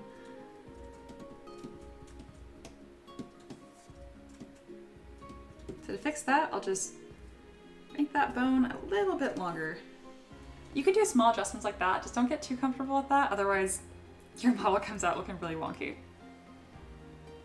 Corey says, it's cool just how much a pose can bring to a model, right? It's one of the most important steps. A bad pose can ruin a fantastic model, and a great pose can take a bad model and make it a pretty good one.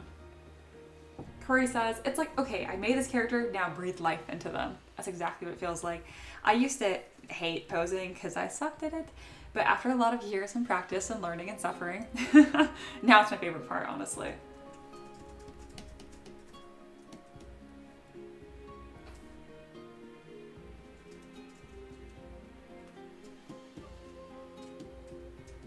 Especially this guy, oh my goodness. I had so much fun sculpting this face on stream.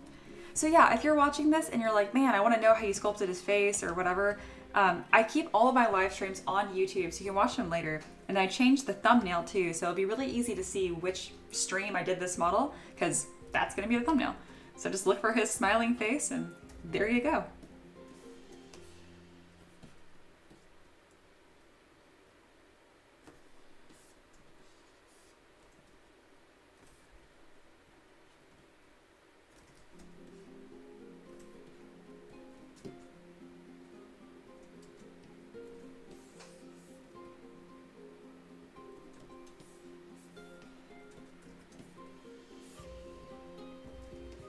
When I first started posing characters, I mentioned like I didn't like it, right? Well, part of the reason I didn't like it is because I didn't have a very clear idea on how things moved or how to use ZBrush. There were a lot of issues, but another one was it just took me forever. I mean, you guys can see me make a model start to finish down 4 hours. It used to take me 4 hours just to pose a model. I had no idea what I was doing.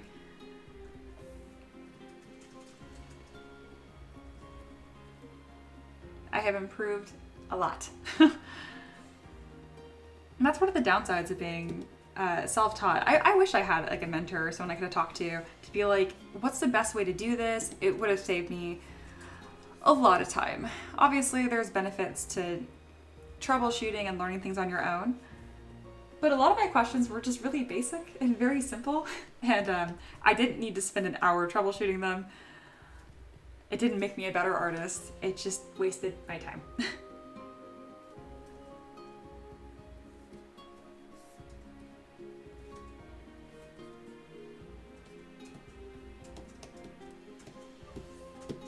When I first started making, there's this tiny hands. That's a whole story. If you don't know why there's tiny hands here, I can explain that. Anyway, when I first started making videos and lessons on how to use ZBrush, I actually did it because I wanted to put resources out there that I wish I had when I was learning. That was my original motive for them. And then it just turned out I really liked teaching, so I kept doing it.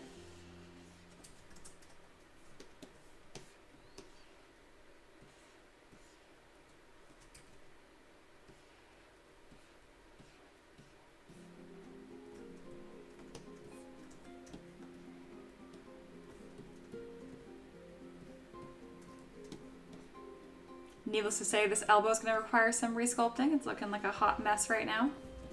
Don't worry, I will sculpt it. It will look better. We don't talk about elbows here. Corey says, well, at this stage, you now have a lot of bases you can start and work off of. That speeds up some of the process. It does, but it doesn't really help like with posing or anything else, if that makes sense. Corey says, I'm not sure I've seen you start from the basic sphere. I've done that 3 times in the last 2 weeks. For the magical pangolin, for the mantis shrimp, and for, gosh, I can't remember what else. But there's another one I did that with recently. But yeah, just in the last 2 weeks I've done that just from 2 streams I can think of off the top of my head. Anytime I'm sculpting a creature, needless to say, like I didn't have any base meshes that help with the mantis shrimp.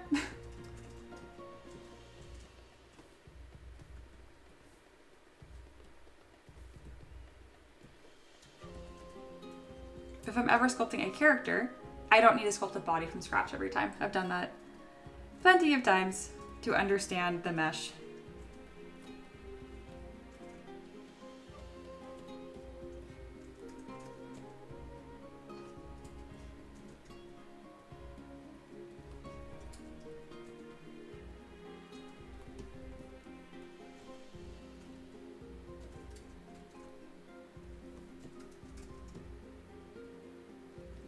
There we go.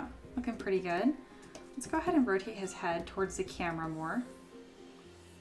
Gosh, that looks very silly. And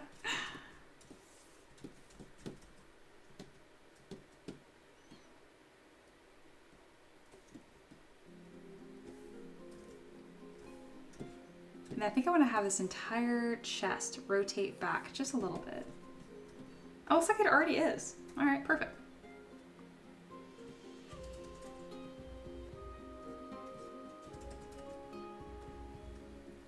Corey says, I'll have to go back and watch those. Very cool. And Corey mentioned, so literally all the ones I missed. Yeah, quite literally. Oh my goodness, that's really funny. Now I'm gonna bring that up because now I don't remember which ones. I keep mentioning it too, like that you guys can go to my channel and see previous live streams. I might as well show you guys. All right, so this is my channel. If you go to live here, this tab, you can see them. So yeah, this one, that was completely from scratch because a mantis shrimp is weird. That frog was so much fun. And then where's the penguin? Oh, here it is. It has a fancy thumbnail for it, so I didn't notice it. So yeah, this one right here and the penguin, those are both from scratch. And that's actually the 3D print of the model right there on the thumbnail. So yeah, pretty neat. And then the one I did yesterday, or not yesterday, but last week, the sculpting a ghost, that one, I used a base mesh, but I think every single asset you see here, I sculpted from scratch. So like all of her clothes and drapery and whatnot. But that was a really fun one too. All right. Oh, he looks so fun.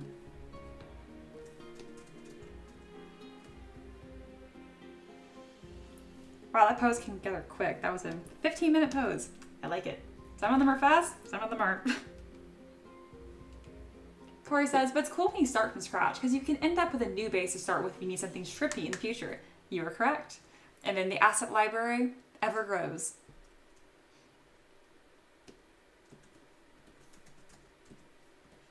All right, I'll need to un-goof up this elbow here. Where does that bicep go? There it is.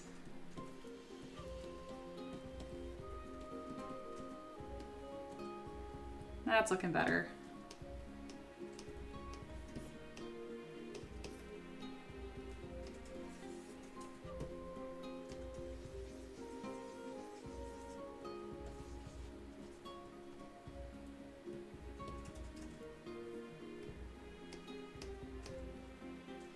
It's also really important that I do streams like that where I sculpt from a sphere because it's easier for my students to learn from, not necessarily follow along, but they can see a bit more of the process and how all this comes to be.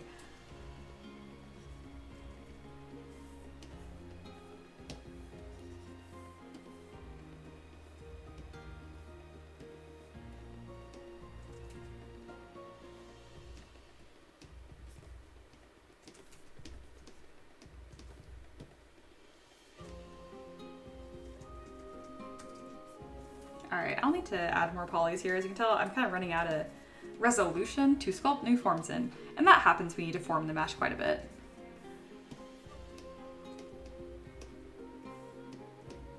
That's looking better and much more readable though.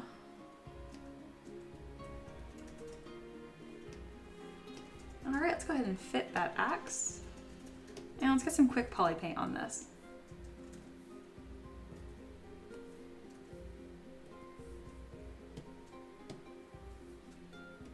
The way that I poly paint is I grab my paintbrush and then I will pick colors that are already on the model so it all blends in together. And to do a color pick on your model, just click C and whatever you're hovered over, it'll select that color.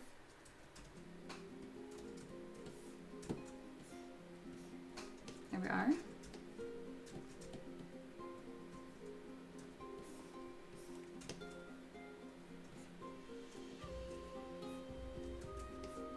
I like this having a bit of an icier look, so we'll kind of put a gradient in. To do that, I changed my brush type to drag rectangle and then kind of block that in. All right, got one more question from Corey. Oh, I got a couple. I like it. Corey asks, do you find you end up adding a bunch of new clothes you make to your asset library? Not really. So the asset library, I think some people get confused. It's pretty rare that I can take an asset and just put it on a model as is. It's more so I don't have to mask the exact same like t-shirt shape 100 times, if that makes sense. I find that a lot of times by the time that I'm done using my base asset and transforming it, most people wouldn't even recognize it from the original asset it came from. So I hope that helps answer your question. That's not the case with weapons. Weapons I just kind of preserve as are. And then Corey also asks, or do you have like a selection process of things that have to be different enough or good enough to put into future use? Yeah, it's more so like different structure and shape. So if I'm gonna make like a tuxedo, I want a very specific structure to that vest and make sure I have pieces of the mesh that are overlapped onto each other versus like a t-shirt or a crop top or something like that. So I'm really just looking for like base types. And that's really just to prevent myself from doing the exact same repetitive process over and over again. Like I don't need to mask the same selection, the same part of the chest every single time, if that makes sense. All right, let's go ahead and pop this into his hand.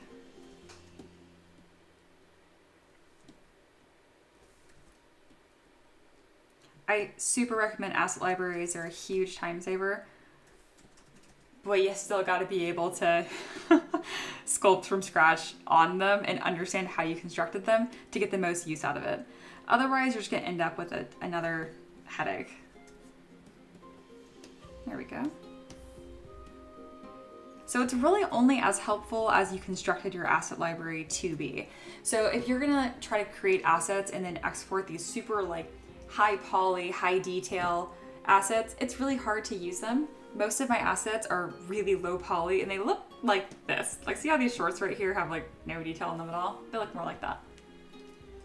Corey continues, okay. Just like your base humans and such. No need to redo a billion times. You already got great bases to start from. Exactly. Because I want to get onto the interesting decision making as soon as possible. Like I don't need to reinvent a t-shirt. I know what a t-shirt looks like. It's all of like the decisions on like how do I want to sculpt the fabric folds, how do I want the texture to look, that kind of stuff. That's where the more like interesting artistic decisions come in.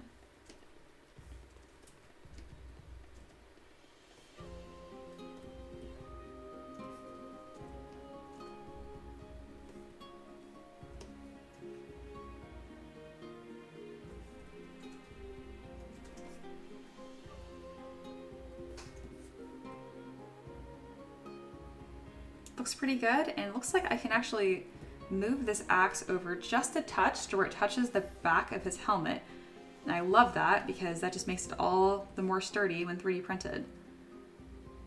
So close. There we go. I love doing little adjustments like that where it doesn't actually change the silhouette of the model. Nothing's been compromised. It just makes the model a little stronger. Nice. I will go ahead and stretch it up just a little bit though, because I don't like tangents. And right now, like, it can be a little hard to read maybe.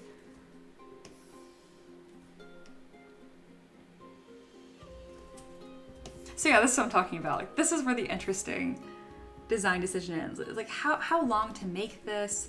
How do I want that blend to work? Where is it going to structurally touch? That kind of stuff.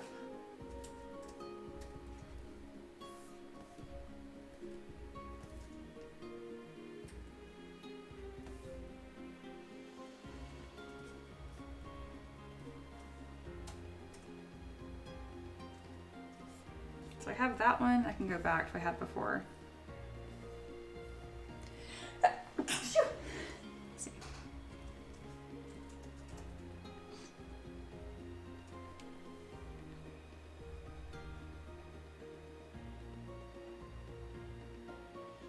No, I don't like that. I think I wanted it the way it was before. Either way, really happy with them. And we're not going to worry about that elbow too much. Oh, Ephraim's here. Hello, friend. And yeah, you agree, too long. I know Ephraim very well. Known Ephraim since college. And then Corey says, thanks. I'm going to go lurk mode for a bit. Yeah, sounds good. Good questions. I feel like I'm taking over the chat here. Apologies. No, I love to answer your questions. Especially like, Corey, you've been around for years. So I especially feel like I know you a bit better and I'm extra happy to answer your questions. Oh, Token Slash is here. Hello, welcome back.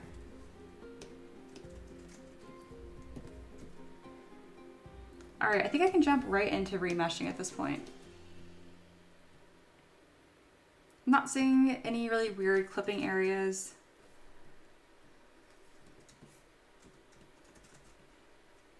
So the next step here is going to be making this all 3D print ready. It's already a pretty sturdy model, but all these overhangs you have, like the icicles, you're just going to make sure you thicken those up. Otherwise, they're a bit of a pain to 3D print.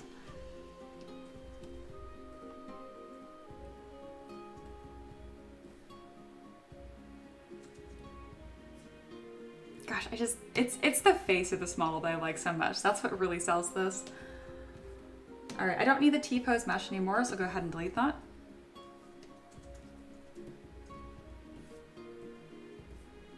Gonna add this stamp to the screen here, and then, you know what? I'm actually gonna, I think I already have a thumbnail I like for this live stream for later. I'll go ahead and take a picture of this too for when I update later. There we are. All right, we're killing it timeline-wise. We're right about the 30-minute mark, and I gave myself another 30 minutes just to pose, so we're really ahead of schedule. I'm gonna post-process him, and that's gonna wrap up the stream, so let's get to it. Hey, Taylor's here, what up? Hey, tuning in while flipping some burgers. Sounds like a nice time. I'm not even sure what I'm gonna have for lunch today. It's about that time of the stream where I'm thinking about what I'm gonna eat.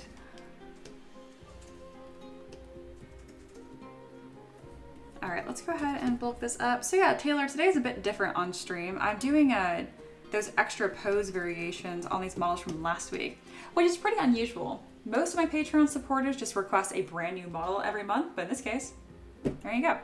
Oh, and then my Ricky is reminding me to talk about my new live stream schedule. I'm now taking Tuesdays and Wednesdays off.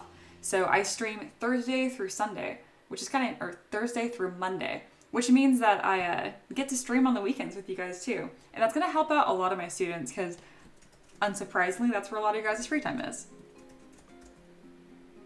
I don't have a dedicated students live stream yet, and those are gonna be a little bit different. I'm gonna focus primarily on doing like live demos or demonstrations and like showing how to like sculpt hair, that kind of stuff on stream. And if I do finish a model during stream, great, but it's not gonna be the priority. All right, this blade of the axe, it's not supposed to touch, but it's so close to touching. I'm just gonna make it touch, and that's gonna make it way easier to 3D print. There we go. We still have a really nice silhouette there too, so I'm happy with that.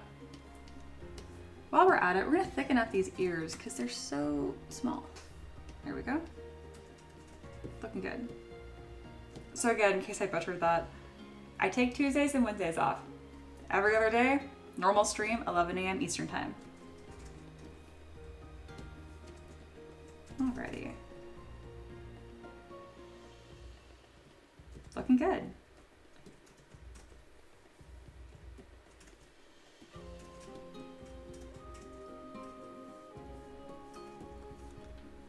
All right, let's go ahead and decimate this. So whenever I talk about decimation, I'm just taking this file size and making it smaller. It just makes 3D printers a little happier. It doesn't make it so tedious to get ready onto your 3D printer. So for example, right now I'm around 3 million points. I'm gonna bring this all the way down to like 10% of that.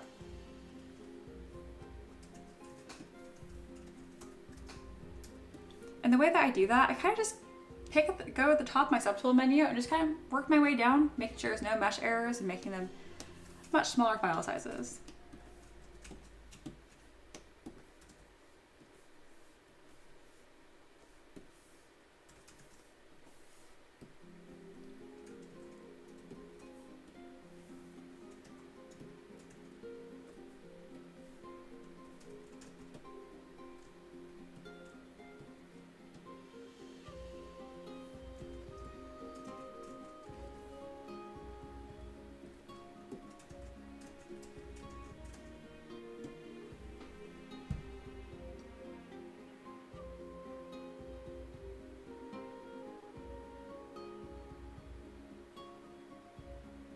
If you are curious how this model got sculpted from the beginning, because this is my starting point here, is that far left base mesh.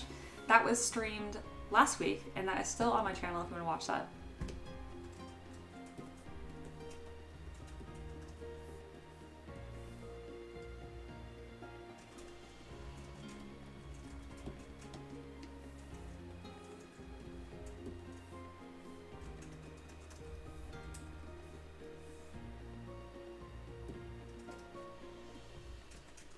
It was kind of nice having a different stream here where instead of working start to finish on a model, I just add some more variations and new poses to make like a set almost. I don't see it happening very often in the future. It was nice to change things up for a little bit. And then Token Splash has a new question. If I may ask, of course, how are you able to afford ZBrush? One-time license, that's how. It's a pretty expensive program. I'm just wondering if there is some way to get it to practice without having to spend $1,000 a year for a subscription. Okay, it's not $1,000 a year, it's $400. I know that's a lot still, but that's 60% cheaper than what you said. Also, I recommend you look into ZBrush Core. ZBrush Core is only $10 a month, and that's what I recommend my students to use. Again, not ZBrush Core Mini, but ZBrush Core. Maxon is really cute about it, and they don't even like advertise ZBrush Core on their website, but it's a real thing. It's the exact same UI as ZBrush. There's just a couple tools that you don't have access to, but like you don't need access to UV mapping. I doubt you even know what that is. You know what I mean? All of like your typical tools of like how to sculpt characters would be there. I use ZBrush Core professionally for the better part of a year. So yeah, that is my answer for that.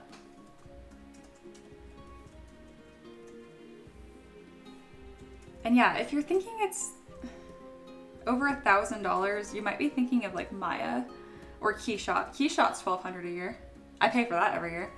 And as far as how I afford that, well, I make a lot of money. I do very well for myself. Ricky and I are very proud of our art business. We put a lot of time into it. We work way more than 40 hours a week, and we love it. So yeah, that's the answer for that.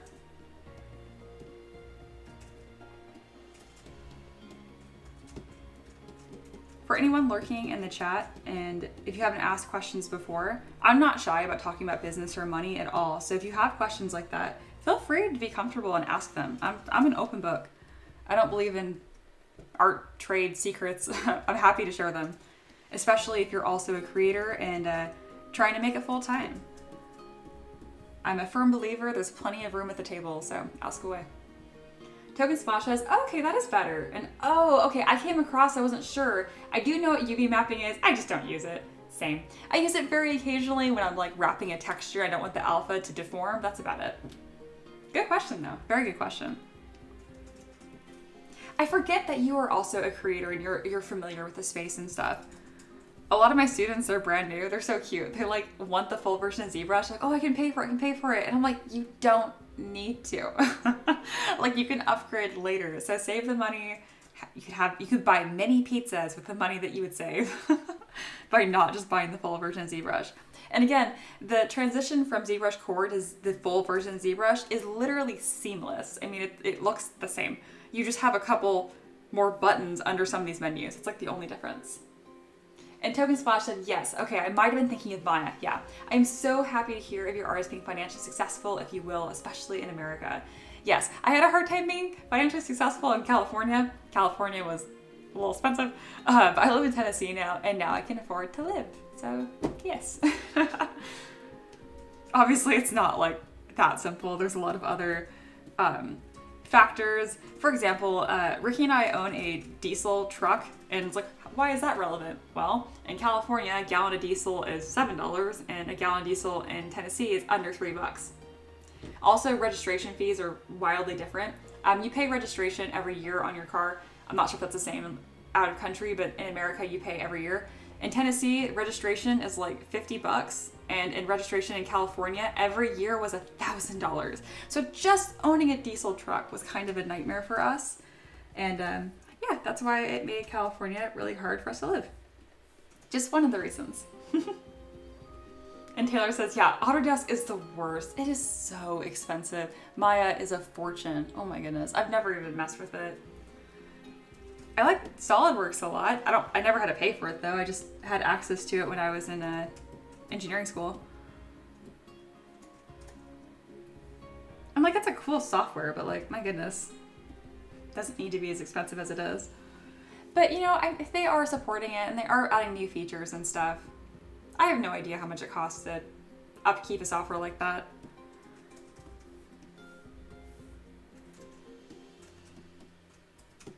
I'm pretty sure they're being greedy and charging too much, but I try to like tread lightly on topics that I'm like, I don't technically know what I'm talking about there. It is possible that there's something more to that. And then Token Splash continues and says, lol, classifying price of objects in terms of pizza is legit. Yep, that is a quirk of mine, I guess. I actually do that a lot. I didn't really consider that interesting until you pointed it out. This is like the tiny hands thing all over again. And then Token Slash talking to Taylor. I agree, Autodesk is trash. I do engineering stuff for fun and ew. I use Onshape. It's like SolidWorks, but free and better. Wow, that's better in every way. I love me some free and better. Very cool. And I love that you guys share the softwares that you're using in the chat. Again, I have a lot of creators that are either talkative in the chat or just lurking on the stream. And I know it's helping people, whether you know it or not, to share what softwares you use, especially stuff like Onshape. Very cool. Thank you for sharing that.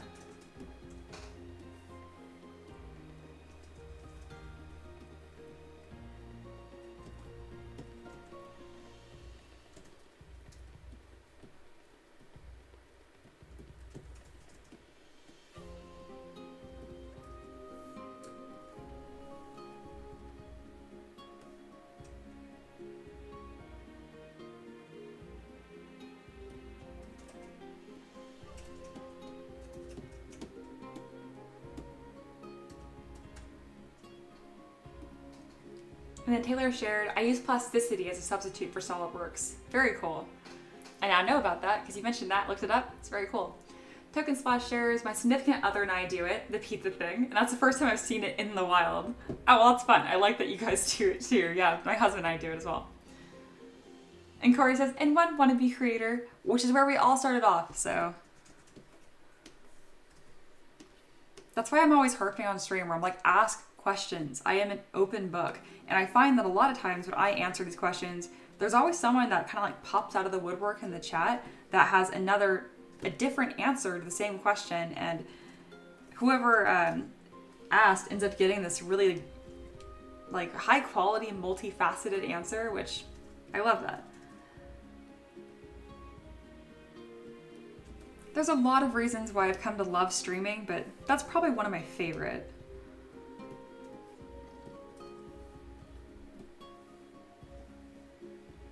Token Splash says, I will scream praises about Onshape for the purposes of engineering modeling till the end of time. It's open source and you can write your own code to make custom features and things. Ooh, I like that.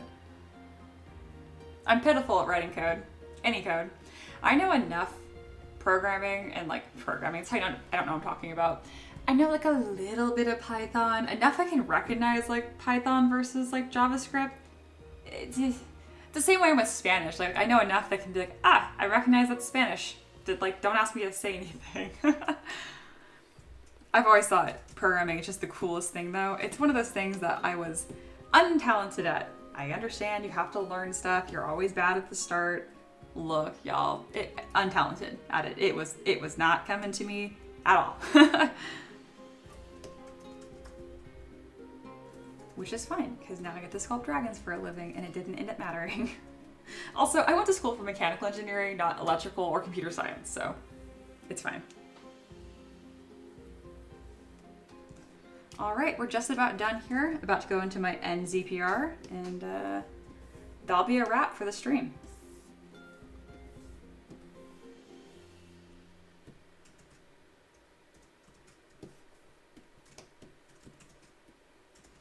It's mad about something somewhere. I'll need to look. You know, I remember thinking about this in bed the other night. I remember if you go to render and like Boolean operations, it should be able to show you errors here instead of me using it in, yeah, here we go, show issues. Oh, I have to do a Boolean operation for that to work. Never mind. Not going to use that process then. Taylor says, Maya is supposedly the best software for animation, but Houdini's toolset I find infinitely more robust in that regard. Very cool. I don't know anything on that, but I like that you share because I know someone that's lurking, that's going to be relevant. Token Slash says, yeah, I'm not there yet, but it's a very cool thing for the creators to add because it shows they're thinking about us and the end user needs. Absolutely. It's like the same way like video games that have mod support. I love that. I think that's really cool. I mean, even games that didn't originally have mod support will make their own like API to make it a thing, but it's very nice when the creator makes it a little easier for that to be a thing. All right, where are you mad and about what, ZBrush? It's not enough to cause a 3D printing error, but y'all know I'm pretty particular about how the end mesh comes out. Yeah, 54 edges are shared. Where? I'm just gonna keep going through the process because I'll find it in Mesh Mixer. All right, I'm gonna open up my NZPR here, get him all based. Where did I put it? There it is. I'm gonna switch to a new matte cap. And there we go.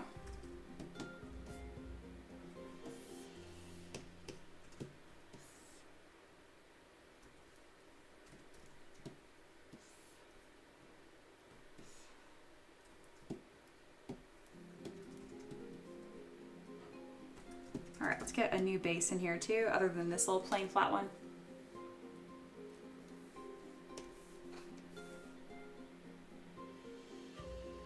I appreciate you guys are having a good little conversation in the chat. I'm missing some of it right now because I'm so close to getting finished here, but I'll make sure I keep an eye out for any questions.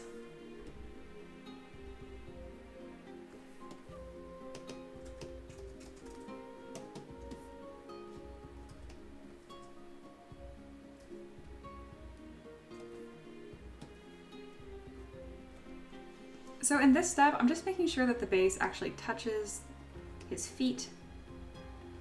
My bases are pretty much flat, but sometimes I need to make some minor adjustments to make sure there's no gaps when you 3D print this. There we are. All right, let's get this exported. I'm gonna have to re-import this again because ZBrush is screaming about something, but I don't know what.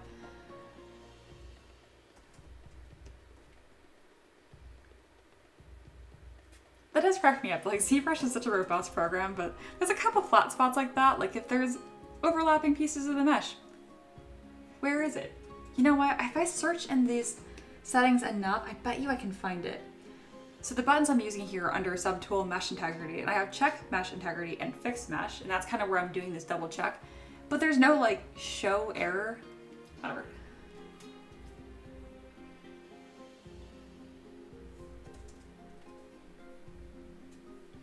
Oh, there's our happy accident from earlier on the stream. I accidentally mirror and welded the mesh, so it turned into a two-headed monstrosity. I kept the original that I'd actually intended to sculpt, but I also went ahead and finished up the accidental monstrosity that I had made as well. Oh, it's a piece on the axe. What? How is that such a problem? See, this one tiny little thing is throwing an absolute tantrum. Very easy to fix, and this is how you do it. So I'm gonna go find it. It was about here. Yep, I can see it. Here's the tantrum. I'm gonna have many connected points onto one, so when I smooth, it will actually mesh that out nicely.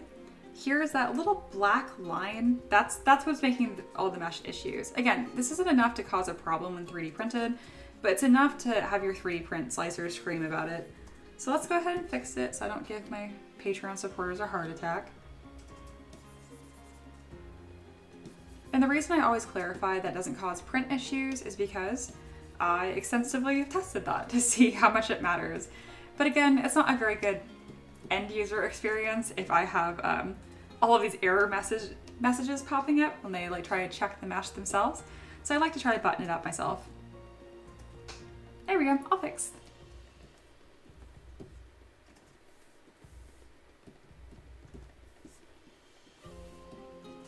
Now there's only 3 edges that are sharing, which is super small. And that's something that Mesh Mixer will be able to button up, no problem. And if it doesn't, I can just do it myself manually again. All right, let's go ahead and import that.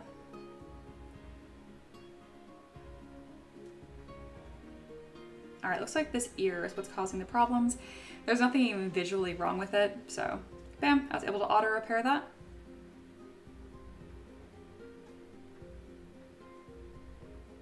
All right, let's go ahead and export. So this is our ice gnome monstrosity. I don't know what to call this one. I'll call it an ice gnome warrior. How about that?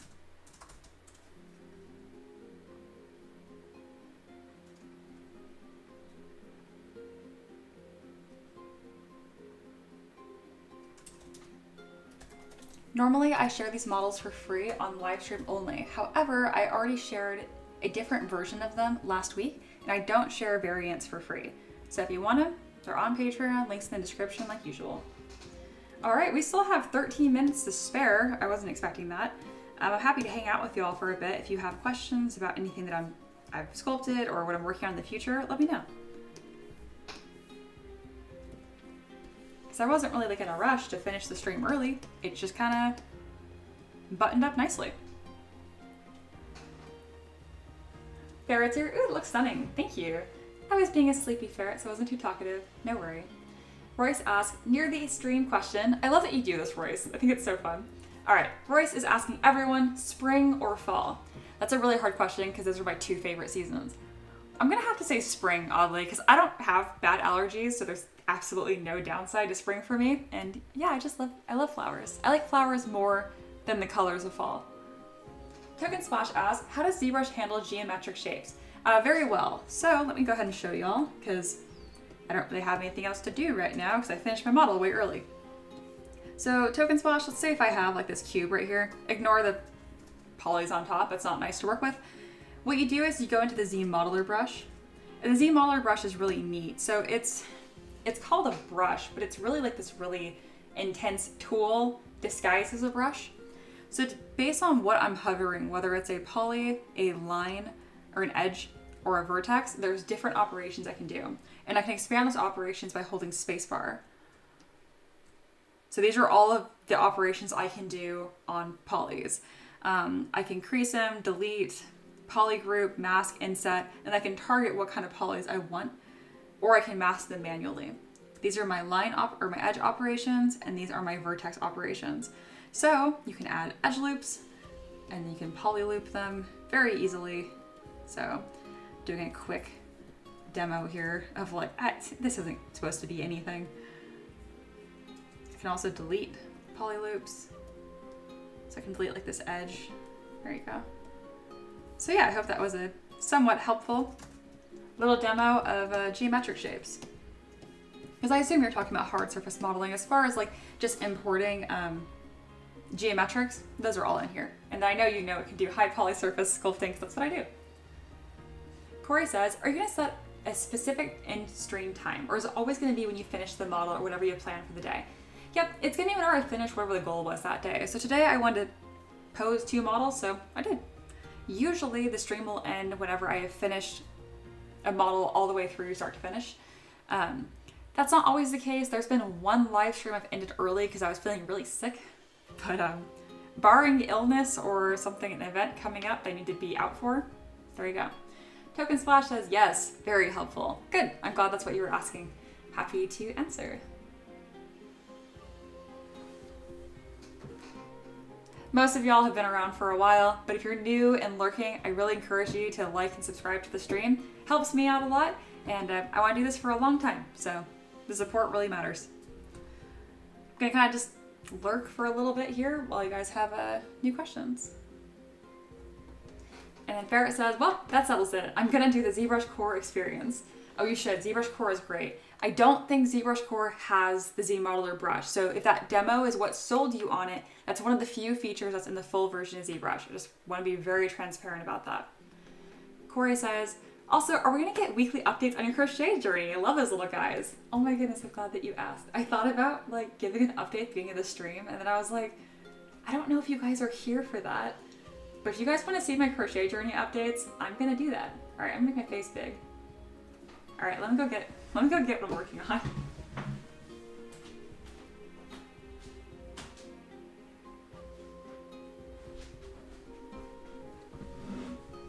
All right, so crochet journey update, and then I make sure that my camera actually autofocuses. Because every now and then my camera likes to be picky and not focus.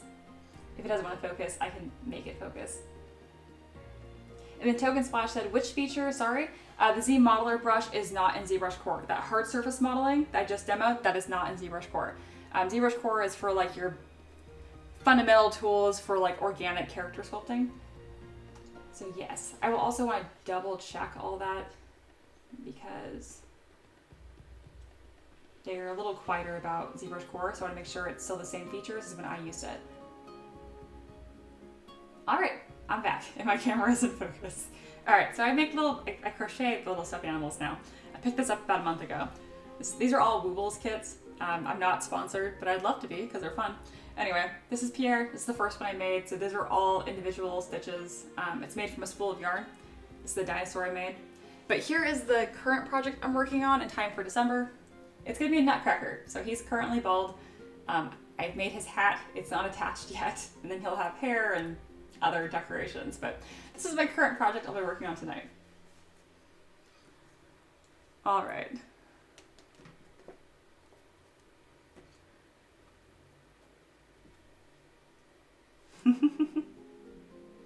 And then Ferret says, there's always workarounds. Absolutely true. You can still do hard surface like textures in ZBrush Core, but you'll sculpt them instead of model them, which means you'll use brushes such as like H Polish and Term Dynamic instead of using like vertex modeling. And yeah, Corey recognized it. You got the mustache on now. I sure do. And a little beard. All right, do I have a current picture of Spartan? Oh, you betcha. I have a million pictures of my horse. I'll have to get it on camera as close as possible, but yeah. This is from summer, actually, so he was still getting some weight on him. But yeah, that's Spartan. I know it's kind of like shows a reflection, but that's my good big boy. Absolutely love him. And I'll pick a picture that's actually closer of his face. Yeah, my entire camera roll is just pictures of my dog and my horse. Unsurprisingly.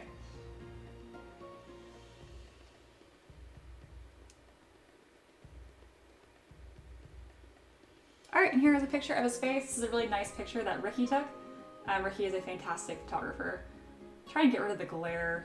It's like showing my other screens. But yeah, that's my horse. That's my good boy. And then Token Splash asks, how do you get like super precise bases and stuff? I measure them in Mesh Mixer, and then I use that reference to keep my scale consistent. You can scale things in ZBrush. That's probably a full version of ZBrush as well. If you go to Z plugin, there is a scale master, and here it is, scale master. So you can set your scene scale. So like whether, not just like your metric, it doesn't like whether you're in millimeters or inches, but specifically like how many pixels correspond to how much distance. So you can do it in ZBrush. Why? I just use Mesh Mixer instead. Good question. Very good question. All right, I see a lot of people are joining the stream right now. Hi, my name is Mia. We actually just finished up this stream. I posed this model. I had sculpted him last week. That stream is uploaded on my channel. I usually will start and finish a model on stream all at once. Today was an exception because these are all Patreon requests. So people give me money every month and I make their models. And I share it with everyone. So my library on Patreon is around 850 models now. So if you're interested in asking me to sculpt stuff to share with my community and for you, of course, that's a thing. Links in the description. But I wanted to mention that because it's been a hot minute and a lot of new people are coming in and the stream is ending. So like I don't normally talk about my horse and my crochet stuff. That's like an end of the stream thing. Again, soon we will have many. And then, of course, because I am an artist, I'm already looking at designing my own patterns for crochet, and I want to start crocheting monsters. So I want to start crocheting little dragons and ghouls, but this style. So I'll let you guys know how that journey goes. I'm not intending for it to be like an actual side business or anything, but that's probably what I'll turn into because that's kind of what I do. Oh, and Ricky also reminding y'all, my live stream schedule has changed slightly. I still live stream at 11 a.m. Eastern time. However, I now take Tuesdays and Wednesdays off. I stream Thursday through Monday. So that means Friday, Saturday, Sunday, I'm streaming. I know that's when most people have time off. And if you are a student or a prospective mentorship student of mine, because I teach how to use ZBrush and sculpt characters, that's a great stream to tune into because I'm there to answer your guys' questions. So yeah. Royce, don't worry about it. And yeah, that's to Ricky. So Ricky, if you're paying attention, someone said that's a great picture of Spartan and says thanks for sharing. We're really wrapping up to the end of the stream here. If you've been lurking, I really encourage you to subscribe. It's a good time here. And I kind of have the same like core community that's been building. And whether you're like a chatty person or a lurker, I appreciate you both ways. I had someone recently that had said something in the chat for the first time, like, oh, hi, welcome. And they were so funny. They're like, oh no, I've been here for weeks. I just don't talk. And I'm like, that's awesome. That's super cool. So to all of my regular lurkers, I know you're here and I appreciate you too. So thanks. All right, we got 3 minutes left on the clock. I'm gonna just kind of hang out until then. If you guys have questions or updates you want, now is the time to ask. If not, stream's ending in 3 minutes. Again, this was a weird stream because I didn't make a model start to finish. And I also didn't share a model for free. I usually share the 3 printable models for free, but again, I don't share variants. I technically already shared these last week. So yeah, if you want these, they're gonna be on Patreon. Links, business. You know the drill. Do you guys have anything fun planned this week? I was gonna build a loafing shed for my horse this weekend, and they didn't have the supplies, but they might come in today, so I might be doing that and after lunch today. So I'm looking forward to that.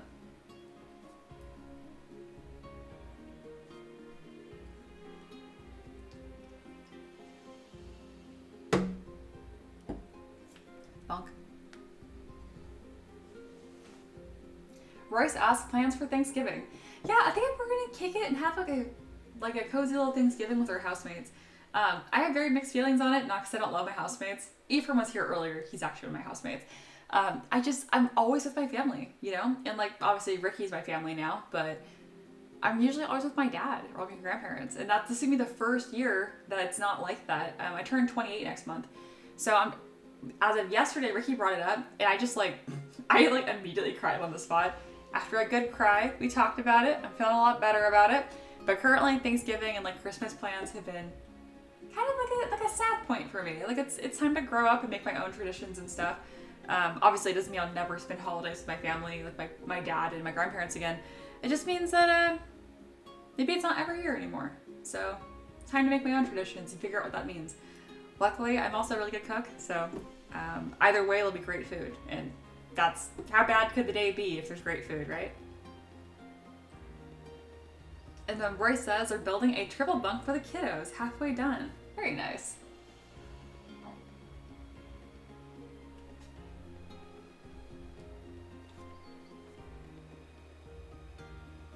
I love this model so much. I worked on here, this like little ice gnome, and I'm really glad that the requester wanted more poses of it because there's just so much personality here. So I'll definitely put that on my other patrons' radar that they don't have to request a brand new model every month. They could request new poses too, because that was kind of a clever request. Roy says, oh man, we need food pictures in the future. Yeah, I usually will post pictures of food that I've cooked in Discord. I like to bake as well, so I've shared quite a few pictures of like banana bread and hams and that kind of stuff. Alright guys, that kind of brings us up to a wrap. Really quick though, Token Splash said, I moved across the country when I was 25 and had a similar experience. Yeah, that's very relatable for me. Again, moved cross country and it's weird and it doesn't have to be sad, but it kind of feels sad, you know? So I'm putting a lot of good thought into it. I'm gonna make sure whatever I do is intentional. I'm gonna be in charge of my feelings. Otherwise I'll just default to sad. I don't want that, so I'll put some thought into it. Alright guys, thank you guys so much for hanging out. It was a great stream. A little different than my usual. I'll be back on Thursday with a brand new model start to finish. It'll be a good one. And yeah, if you had a good time, subscribe. I'll see you guys again. So take care, have a great day. Bye!